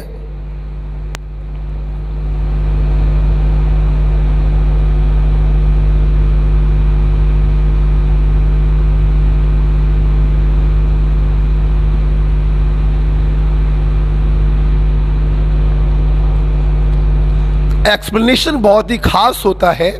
मैं एक्सप्लेन हमेशा करता हूं, बहुत जरूरी है इसको एक्सप्लेन करना।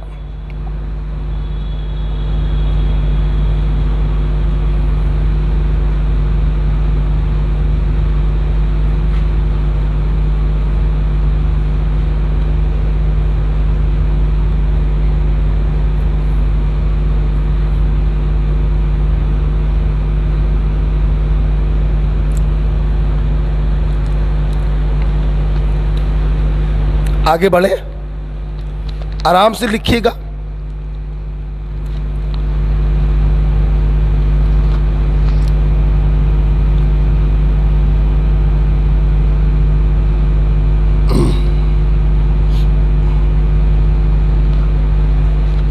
लिख लिया बेटा, है ना? आइए जरा इसके आगे हम लोग चलते हैं। जब ये मैं अपने बच्चों को पढ़ा देता हूं तो यहां पर 3-4 नोट हम आपको बताना चाहेंगे। आइए, हटाए बेटा, हटाए। आइए, नोट नंबर 1,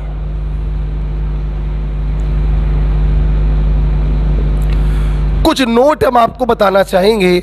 आइए नोट नंबर 1 देखें। देखना बेटा, अभी भी आपने देखा जब सेंटर एटम पर लोन पेयर आ जाता है तो उसका जो शेप होता है वो रेगुलर ज्योमेट्री से चेंज हो जाता है, जिसके कारण सारे बॉन्ड मूवमेंट एक दूसरे के अपोजिट नहीं हो पाते हैं, डाइपोल मूवमेंट 0 नहीं हो पाता है और मॉलिक्यूल हो जाता है पोलर। आपको जान के ताज्जुब होगा, 3 केस हमारे पास ऐसे हैं जहां पर सेंटर एटम पे लोन पेयर होता है फिर भी उसका नेट डाइपोल मूवमेंट 0 हो जाता है और मॉलिक्यूल हो जाता है नॉन पोलर। तो ध्यान रखिएगा, लिखिए।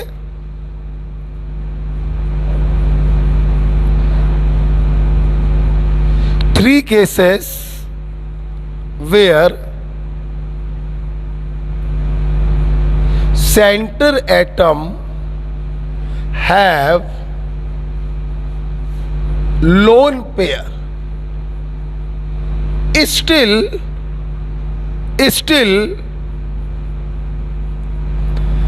molecule is non-polar, means net dipole movement 0। और वो 3 केस हैं sp3d विद लीनियर ज्योमेट्री। मेरे बच्चे जानते हैं sp3d लीनियर तभी हो सकता है जब 5 में से 2 बन जाएं, 3 बन जाएं लोन पेयर।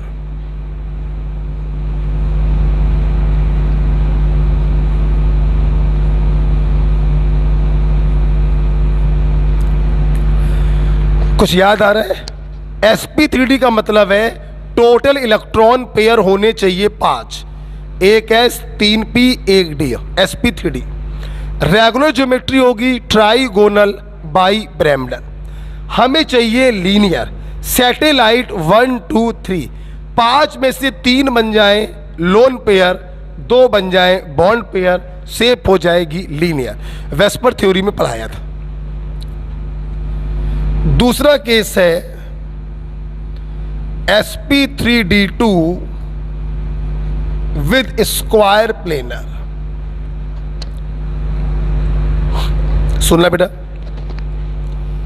sp3d2 का मतलब है 6 लोगों को मिलाया है, 6 इलेक्ट्रॉन पेयर होंगे, एक s 3 p 2 d। sp3d2 regular geometry square bi pyramidal, जिसे आप ऑक्टाहेड्रल भी कहते हो।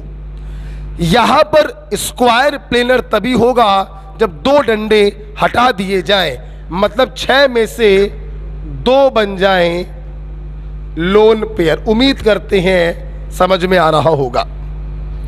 यहां पर देखिए लोन पेयर होने के बावजूद भी नेट डाइपोल मूवमेंट 0 होगा। sp3d3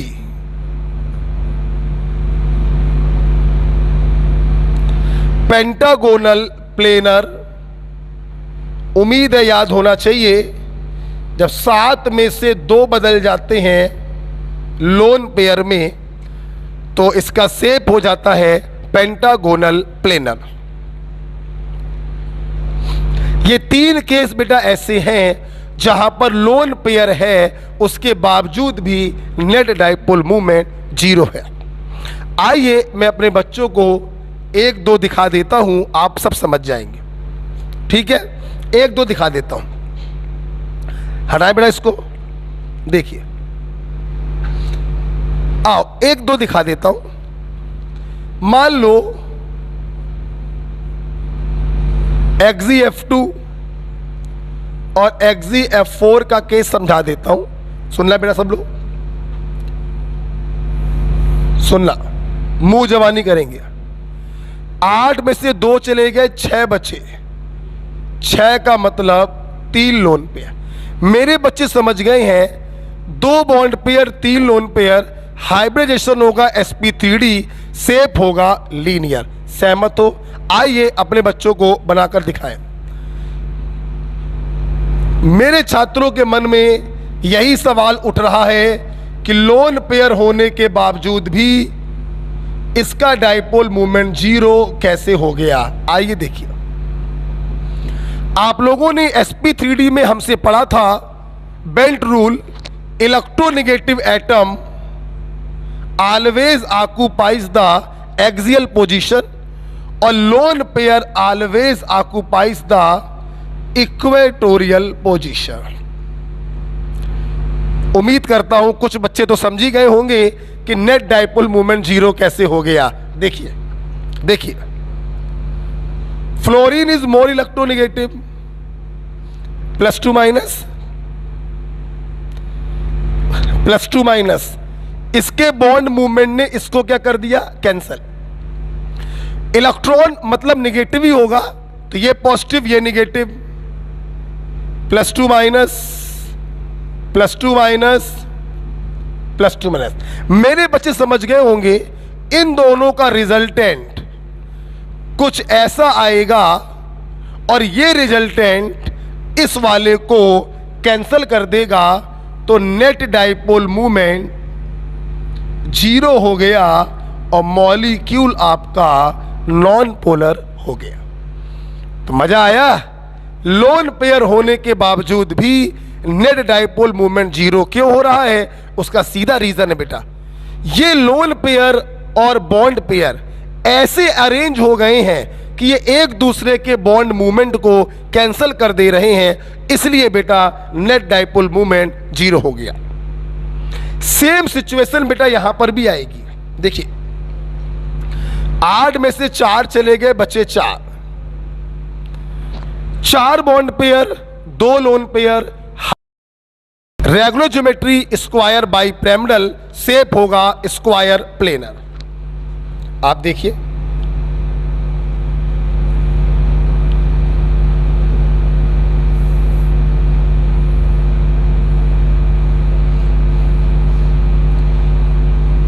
एक्सी, आपको याद आ जाना चाहिए स्क्वायर प्लेनर का मतलब क्या है। इसके लोन पेयर एक्सियल पोजीशन पर होते हैं और चारों इक्वेटोरियल पोजीशन पर फ्लोरीन होगा। क्या बताने की जरूरत है? क्या बताने की जरूरत है कि लोन पेयर आने के बाद भी इसका डाइपोल मूवमेंट जीरो कैसे हो गया? उम्मीद करते हैं समझ गए होंगे। देखिए प्लस टू माइनस एक दूसरे को कैंसिल कर दिया, प्लस टू माइनस एक दूसरे को कैंसिल कर दिया। इलेक्ट्रॉन हमेशा नेगेटिव ही होंगे। प्लस टू माइनस एक दूसरे को कैंसिल कर दिया, तो इसका भी नेट डाइपोल मूवमेंट जीरो हो गया और ये मॉलिक्यूल हो गया नॉन पोलर। तो इस प्रकार से मेरे बच्चों ने पहला नोट देखा, 3 मॉलिक्यूल ऐसे बताए जिनके सेंटर एटम पे लोन पेयर है फिर भी डाइपोल मूवमेंट जीरो है, ये नॉन पोलर हैं।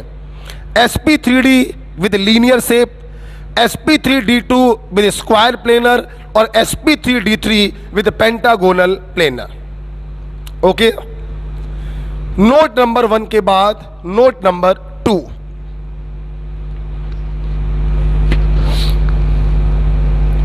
ओके बेटा, जो बच्चे ऑनलाइन पढ़ रहे हैं मेहनत करते रहे, 6 महीने हमें और आपको साथ में रहना है।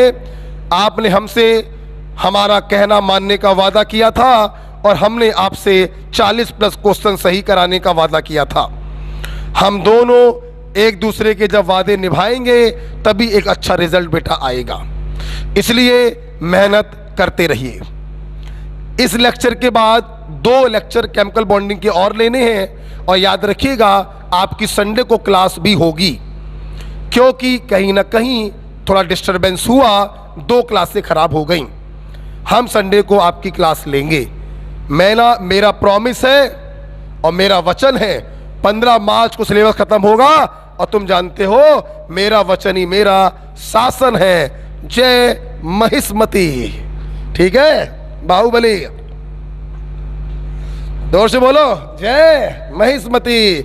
हम लोग अपने वचन को निभाएंगे, पक्की बात है।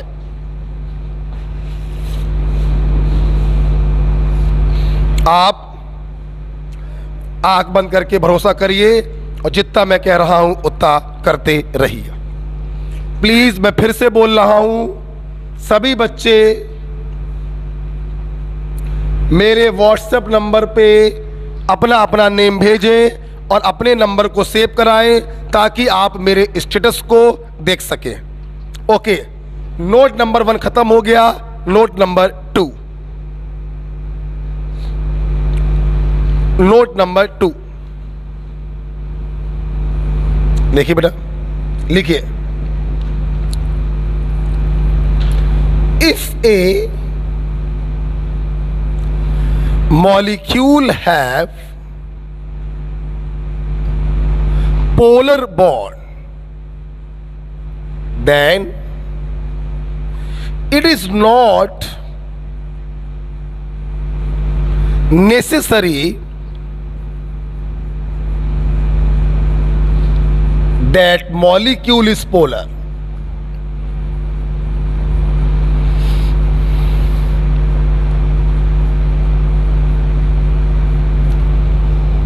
If a molecule have polar bond, then it is not necessary that molecule is polar. क्या आप इसका मतलब समझ पाए? लिखना मत, मतलब समझाने की जरूरत तो नहीं है, फिर भी बता दे रहे। अबे मूर्खों, कार्बन डाइऑक्साइड के पास ये बॉन्ड भी पोलर है, +2- बॉन्ड मूवमेंट, ये बॉन्ड भी पोलर है, +2- बॉन्ड मूवमेंट। तो इसके पास दो पोलर बॉन्ड है, उसके बावजूद भी ये साला मॉलिक्यूल कैसा है? Non polar. क्योंकि ये दोनों बॉन्ड मूवमेंट अपोजिट डायरेक्शन में ओरिएंटेड है, मैग्नीट्यूड भी बराबर है, तो नेट डाइपोल मूवमेंट क्या होगा जी? यही मैंने लिखा। अगर किसी मॉलिक्यूल के पास पोलर बॉन्ड उपस्थित है तो इसका मतलब ये कतई नहीं है कि वो मॉलिक्यूल पोलर होगा। वो नॉन पोलर भी हो सकता है और वो पोलर भी हो सकता है। आप देखिए, इसके पास भी दो पोलर बॉन्ड हैं, लेकिन ये पोलर है। इसके पास भी दो पोलर बॉन्ड हैं, लेकिन ये नॉन पोलर है। तो पोलर बॉन्ड होने से मॉलिक्यूल पोलर हो ये जरूरी नहीं है। वो पोलर भी हो सकता है, नॉन पोलर भी हो सकता है। Is it clear? Next, note number 3। ये नोट एम्स के असर्शन रीजन में पूछा गया था। नोट नंबर 3 लिखिए।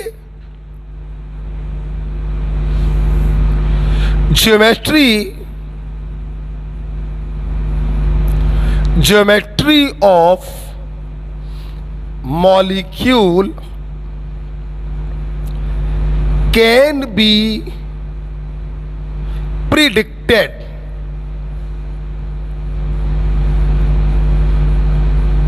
with the help of dipole moment. Geometry can be predicted with the help of dipole moment. मेरे बच्चे सोच रहे होंगे गुरुजी मजाक कर रहा होगा।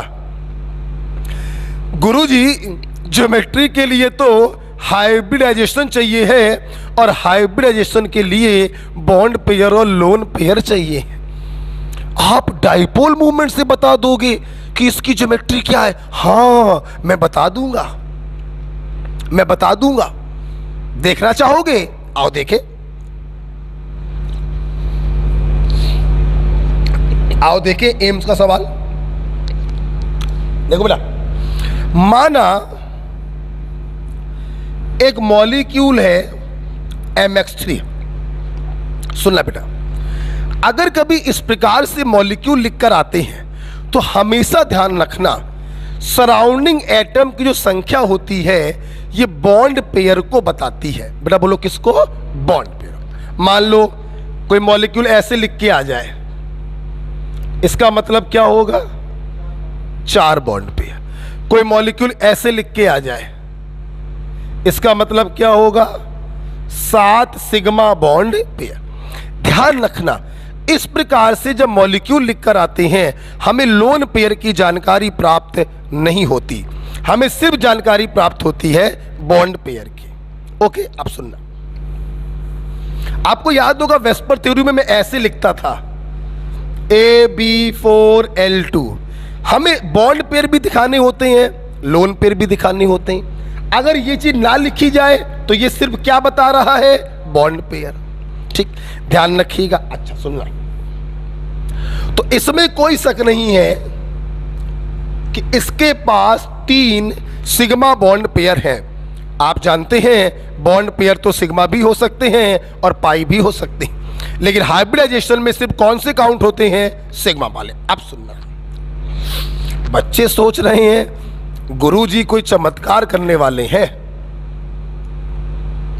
सिर्फ मॉलिक्यूल दिया है और गुरुजी उसकी ज्योमेट्री बताने वाले हैं। हाँ, देखना कैसे, सुनना। एग्जामिनर ने बोला ये मॉलिक्यूल MX3 है, इसका जो डाइपोल मूवमेंट है वो 0 है। ओहो, डाइपोल मूवमेंट 0 है, मतलब इस साले के सेंटर एटम पर कोई लोन पेयर नहीं होगा। अब आप बताओ बॉन्ड पेयर कितने हैं? 3, और डाइपोल मूवमेंट 0 का मतलब लोन पेयर कितने हो गए? 0। तो यहां से इसका हाइब्रिडाइजेशन आ गया sp2 और ज्योमेट्री आ गई ट्राइगोनल प्लेनर। आप देख सकते हैं मैंने सिर्फ मॉलिक्यूल बताया, उसका डाइपोल मूवमेंट बताया और इसको देखकर तुमने दंड से बता दिया इसका ज्योमेट्री होगा ट्राइगोनल प्लेनर।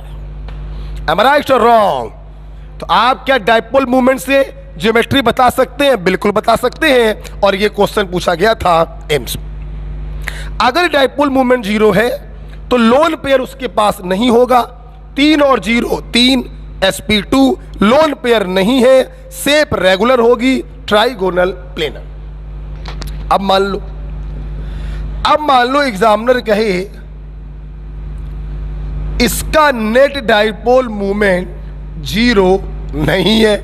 अरे दादा, अगर डाइपोल मूवमेंट 0 नहीं है तो इसके पास लोन पेयर होगा। आओ जरा देखें, बॉन्ड पेयर 3, अब लोन पेयर होगा। माना लोन पेयर है 1, 3 और 1 4, हाइब्रिडाइजेशन बेटा बोलो sp3। लोन पेयर है 4 का मतलब टेट्राहेड्रल, एक डंडा हट गया, शेप हो गई। ये देखो बॉन्ड डाइपोल मूवमेंट देखकर आपने उसकी क्या बता दी? ज्योमेट्री।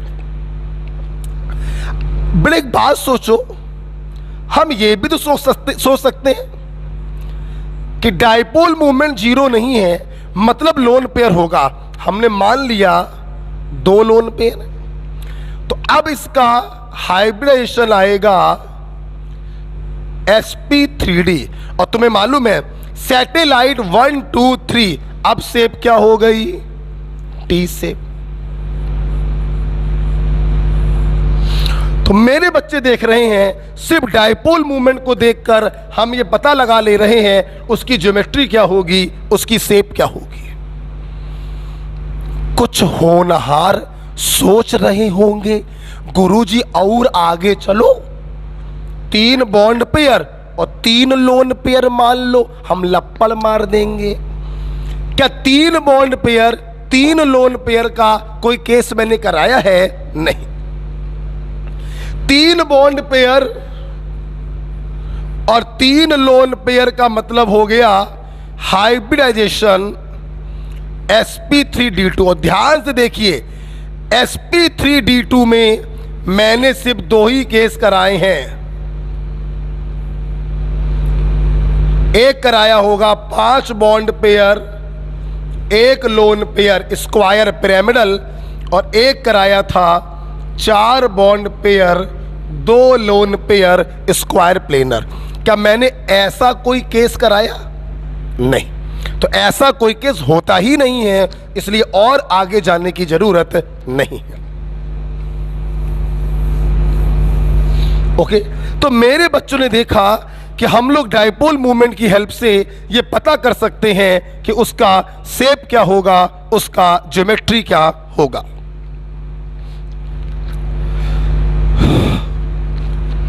ओके, तीसरा पॉइंट एम्स में पूछा गया था, बहुत ही प्यारा पॉइंट है, ध्यान रखिएगा।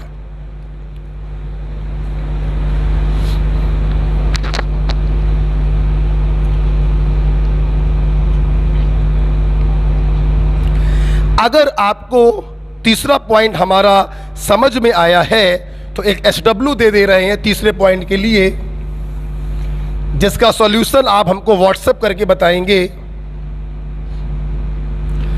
एक मॉलिक्यूल है MX4,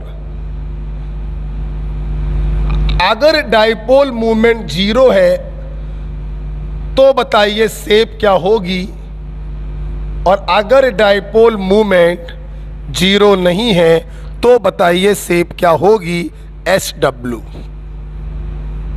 व्हाट्सएप करिएगा मुझको।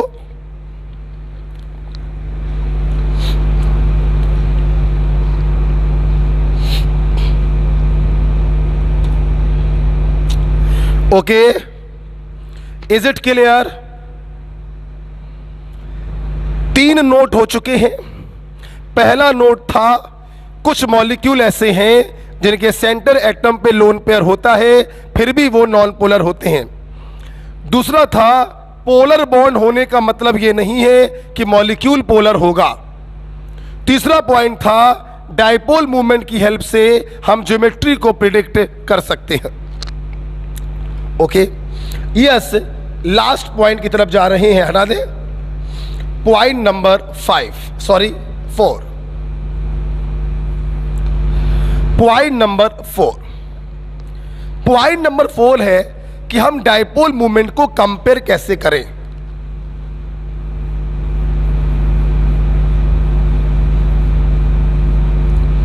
Comparison of dipole movement.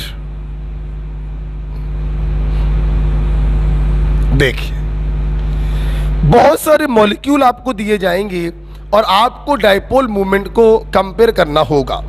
मेरे बच्चों को ये समझना चाहिए, प्लीज देखिए, आल्दो ये मैंने कोवेलेंट बॉन्ड में पढ़ा दिया था, दोबारा पढ़ाना है। देखिए बेटा, एक की इलेक्ट्रोनेगेटिविटी जितनी कम हो और दूसरे की इलेक्ट्रोनेगेटिविटी जितनी ज्यादा हो, तो ये बॉन्ड पेयर उतना ज्यादा बी की तरफ शिफ्ट होगा, इस पर झेल के निगेटिव और इस पर झेल के पॉजिटिव आएगा। बोलो बोलो बोलो। एक की इलेक्ट्रोनेगेटिविटी खूब कम हो और एक की इलेक्ट्रोनेगेटिविटी खूब ज्यादा हो, तो चार्ज की वैल्यू झेल के आएगी।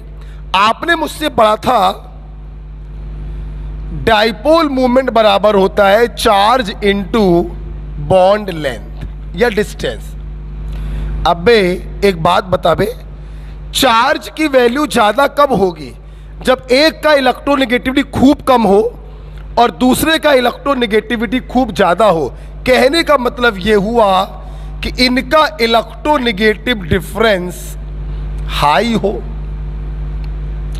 बोलो, जब इलेक्ट्रोनेगेटिव डिफरेंस हाई होगा तो चार्ज की वैल्यू ज्यादा होगी, तो डाइपोल मूवमेंट भी ज्यादा होगा। यस, हम लिख सकते हैं dipole movement is directly proportional to electronegative difference.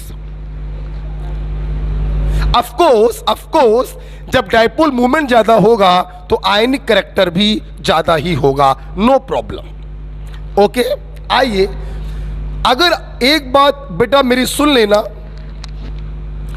कभी भी डाइपोल मूवमेंट कंपेयर करने को आए सिर्फ एक चीज ही देखी जाती है, इलेक्ट्रोनेगेटिव डिफरेंस, बोले तो चार्ज।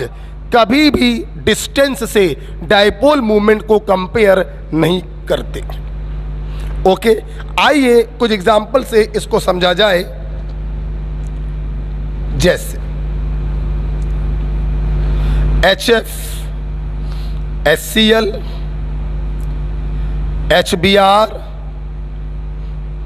HI। देखिए, हम आपको समझाने के लिए खोल के दिखा रहे हैं, आपको उसकी जरूरत नहीं है, सिर्फ समझाने के लिए। आपने पीरियोडिक टेबल में हमसे पढ़ा था हाइड्रोजन की इलेक्ट्रोनेगेटिविटी 2.1। बोलो बेटा, फ्लोरीन से आयोडीन की तरफ जाओगे, इलेक्ट्रोनेगेटिविटी कम होती जाएगी। फ्लोरीन की होती है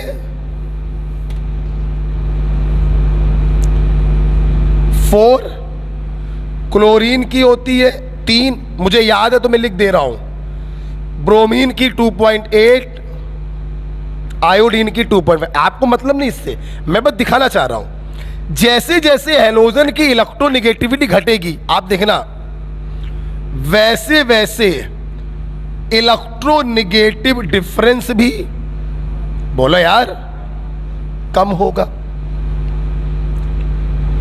और इलेक्ट्रोनेगेटिव डिफरेंस अगर कम होगा तो चार्ज की वैल्यू भी कम हो जाएगी, तो डायपोल मूवमेंट भी क्या हो जाएगा, कम हो जाएगा।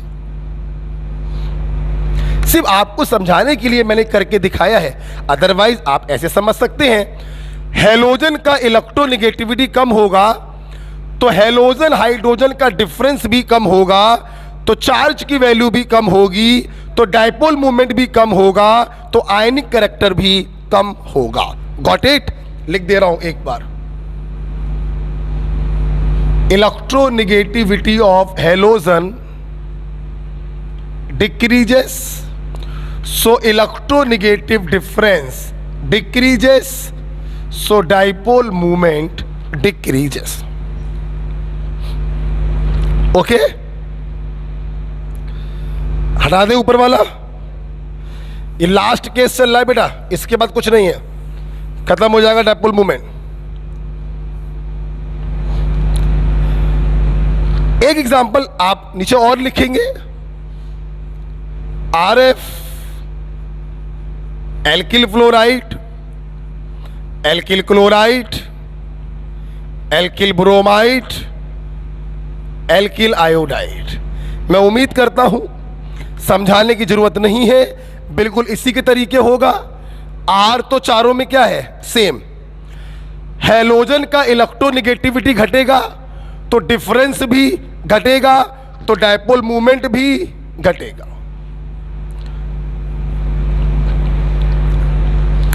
है कोई योद्धा जो बता दे यहां कुछ गलती हो चुकी है? हाँ, मैंने याद करिए, एक एक्सेप्शन था, एल्किल क्लोराइड का डायपोल मूवमेंट एल्किल फ्लोराइड से ज्यादा होता। ध्यान रखना बे, यहां पे नहीं करते हैं, सिर्फ एल्किल क्लोराइड के केस में करते हैं। ओके बेटा, तो कभी भी डायपोल मूवमेंट को कंपेयर करने पे सवाल आ जाए, आप हमेशा इलेक्ट्रोनेगेटिव डिफरेंस से कंपेयर करेंगे। 2 एग्जांपल हुए हैं, अभी बहुत सारे कराएंगे, लिखते जाओ नीचे फटाफट। अगला एग्जांपल देखेंगे, HF H2O NH3 और CH4।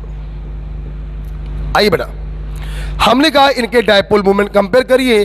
उम्मीद करते हैं मेरे मोस्ट ऑफ द बच्चे तो ये समझ गए होंगे कि लास्ट वाले का तो डायपोल मूवमेंट क्या होगा, 0। ना तो लोन पेयर है और सारे सराउंडिंग एटम सेम है, ये नॉन पोलर होगा, डायपोल मूवमेंट 0 होगा। इसको तो हटा दो, क्लियर। इन सबका डायपोल मूवमेंट कुछ ना कुछ जरूर होगा, क्योंकि ये सबके सब पोलर मॉलिक्यूल है। बोलो यार, अब सवाल ये है इनके डायपोल को कैसे कंपेयर करें। उम्मीद करते हैं बताने की जरूरत नहीं है। फ्लोरीन का इलेक्ट्रोनेगेटिविटी सबसे ज्यादा 4, ऑक्सीजन का उससे कम 3.5, नाइट्रोजन का उससे कम 3। जैसे जैसे इलेक्ट्रोनेगेटिविटी घटेगी उन दोनों का डिफरेंस भी घटेगा, चार्ज की वैल्यू भी घटेगी, डायपोल मूवमेंट भी घटेगा। ओके,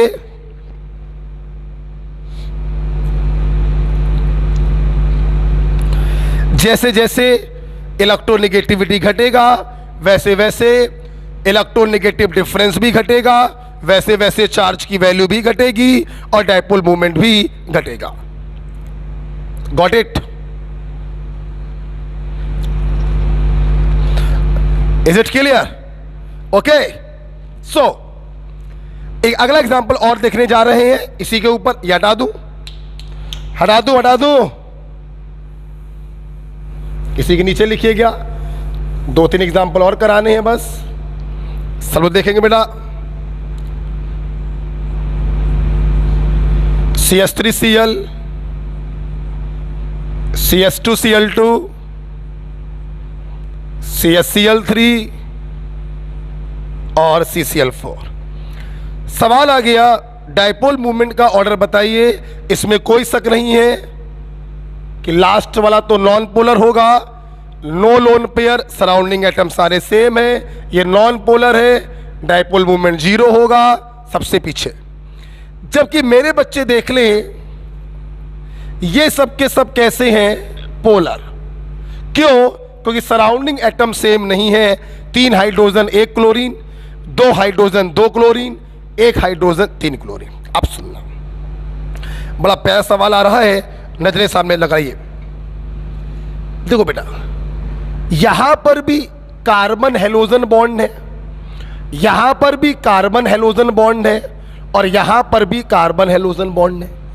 तीनों में जो बॉन्ड है वो सेम एटम के बीच में है, तो इलेक्ट्रोनेगेटिव डिफरेंस भी क्या होगा, सेम। तो चार्ज की वैल्यू भी क्या होगी, सेम। ये क्या हो गया,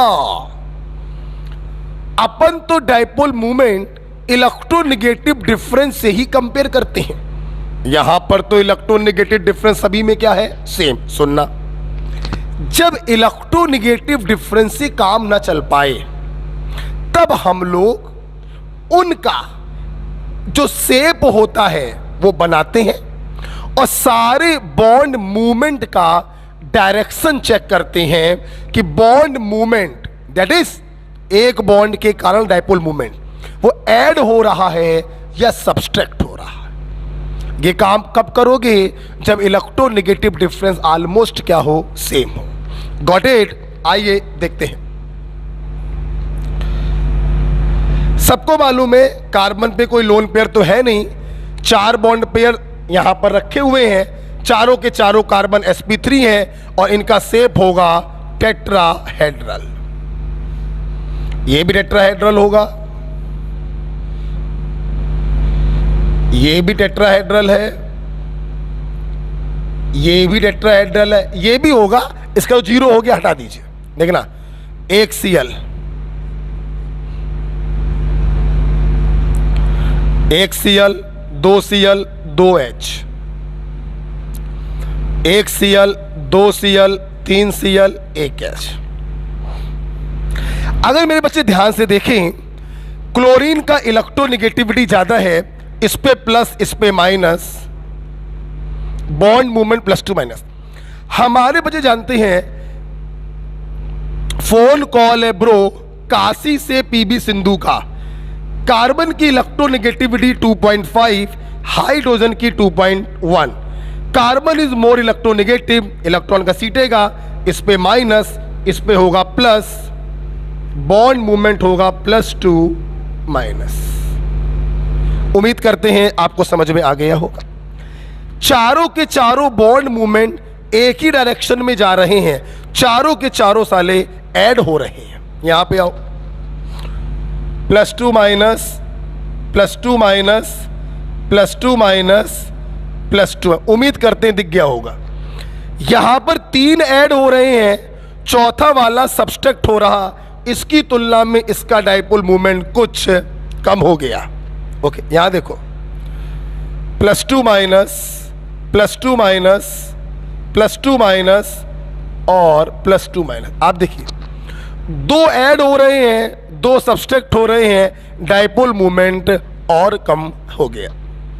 एम राइट बेटा? तो मेरे बच्चे देखें, CH3Cl का डाइपोल मूवमेंट सबसे ज्यादा होगा और CCl4 का डाइपोल मूवमेंट सबसे कम होगा। यह क्वेश्चन IIT में पूछा गया था। चित्र बना लेंगे। जब इलेक्ट्रोनेगेटिव डिफरेंस से काम नहीं चल पाता है तो हम लोग चित्र बनाकर उसके आंसर को कंपेयर करते हैं।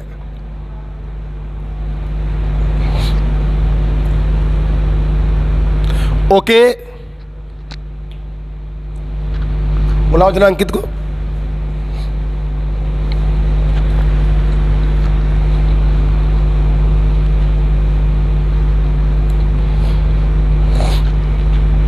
लिख लिया बेटा, ध्यान रखिएगा।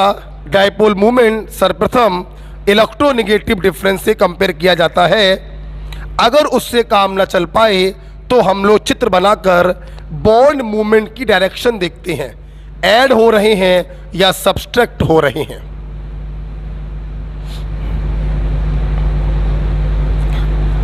मैं अपने बच्चों को बता दूं, मैं ऑनलाइन की क्लास अलग ले रहा हूं बेटा, अलग। ऑफलाइन की मैं अलग मैं ऑफलाइन में रिकॉर्डिंग नहीं करवा रहा हूं बेटा, मैं आपकी क्लास अलग ले रहा हूं, आप लोगों को अलग पढ़ा रहा हूं, साल भर अलग पढ़ाऊंगा। आप सोच रहे होगे सर लाइव क्यों नहीं हो पा रही है, वो भी बता दूं। ऑफलाइन होने के कारण बोर्ड को ऊपर लाना पड़ गया, तो नेट जो है वो डिस्टर्ब हो गया। बहुत जल्द हफ्ते डेढ़ हफ्ते के अंदर सब नेट की व्यवस्था भी हो जाएगी। एक डिजिटल बोर्ड हम लोग और मंगा रहे हैं, तो हो सकता है आपकी लाइव क्लास भी चालू हो जाए। ध्यान रखिएगा, जितने महत्वपूर्ण हमारे लिए ऑफलाइन है उतना ही महत्वपूर्ण हमारे लिए ऑनलाइन। मैं फिर से बोलूँगा, मेरा वचन ही मेरा शासन है, ठीक है। अगर कोई पेंडेमिक ना आ जाए तो लिख लिया बेटा। आइए, इसके बाद एक लास्ट एग्जांपल मैं आपको कराना चाहूँगा, इसी के नीचे लिखिएगा। एक बड़ा प्यारा एग्जांपल है, NH3 और NF3। ये नीट में क्वेश्चन पूछा गया था, इनके डायपोल मूवमेंट कंपेयर कराने को पूछे गए। खत्म होने वाला है, ध्यान से सुनो, जल्दी आ जाओ बेटा। सीबीएसई में क्वेश्चन आया, इनका डायपोल मूवमेंट हमसे कंपेयर करने को पूछा गया। ढूंढना बेटा, तो तुम लोग कहोगे इसमें कौन सी बड़ी बात है, इलेक्ट्रोनेगेटिव डिफरेंस से कर लो। आओ जरा करो, आओ जरा करो। नाइट्रोजन की इलेक्ट्रोनेगेटिविटी होती है 3, हाइड्रोजन की 2.1, फ्लोरीन की 4। अगर ध्यान से देखें तो यहां पर इलेक्ट्रोनेगेटिव डिफरेंस 0.9 है और यहां पर इलेक्ट्रोनेगेटिव डिफरेंस 1 है। मतलब NH3 और NF3 का डायपोल मूवमेंट हम इलेक्ट्रोनेगेटिव डिफरेंस से कंपेयर नहीं कर सकते, क्योंकि दोनों का इलेक्ट्रोनेगेटिव डिफरेंस ऑलमोस्ट क्या है, सेम। जल्दी से बताओ ना, जब इलेक्ट्रोनेगेटिविटी से काम नहीं हो पाता है तो हम लोग क्या बनाते हैं, स्ट्रक्चर। और बॉन्ड मूवमेंट की डायरेक्शन से देखते हैं ऐड हो रहे हैं या सब्सट्रैक्ट हो रहे हैं। देखो, NH3 भी sp3 होगा विद 1 लोन पेयर, ये भी sp3 है विद 1 लोन पेयर, ये भी पिरामिडल, ये भी पिरामिडल, नजरें सामने।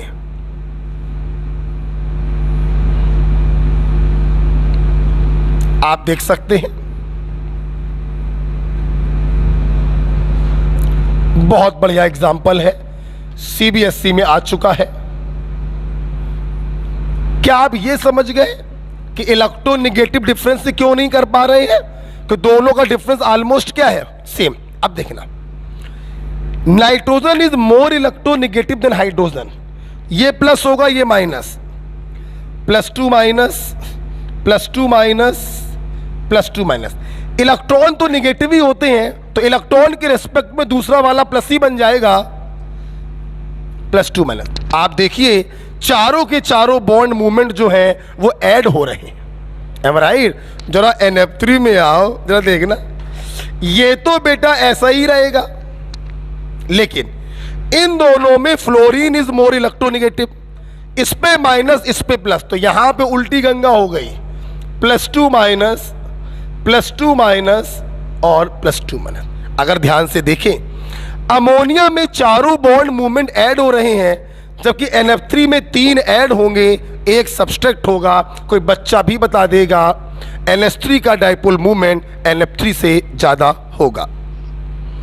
कोई प्रॉब्लम बेटा किसी बच्चे को? बहुत ही बढ़िया केस था NH3 और NF3 वाला। मैंने बेटा लास्ट ईयर बहुत सारे केस और भी कराए थे, कोई मतलब नहीं है उन केसों का।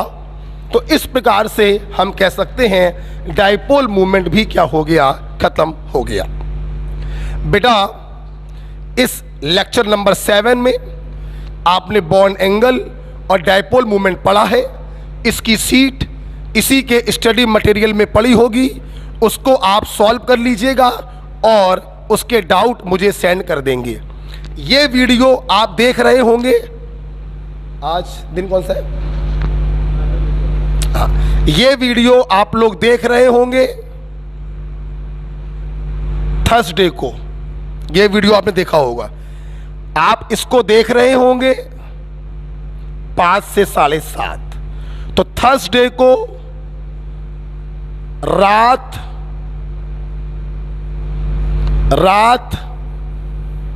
2 बजे तक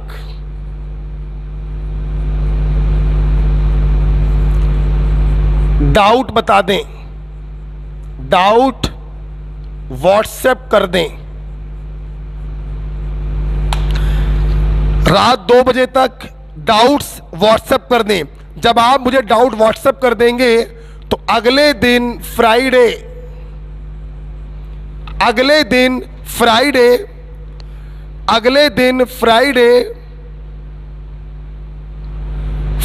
को मैं इसका डाउट 12 सीरियल बना दूंगा, मतलब 2:30 बजे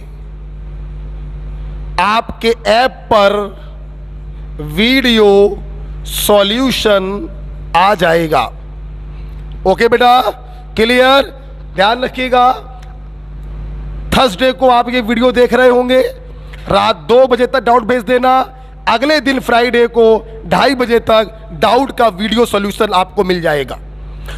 फ्राइडे को हम लोग पढ़ेंगे सेकेंड लास्ट थ्योरी है मॉलिक्यूलर ऑर्बिटल थ्योरी। हंसते रहिए, मस्त रहिए, पढ़ते रहिए, विश्वास रखिए विकास पोरवाल पर, आपका कोर्स आपके टाइम पर होगा। ओके भाई, थैंक यू।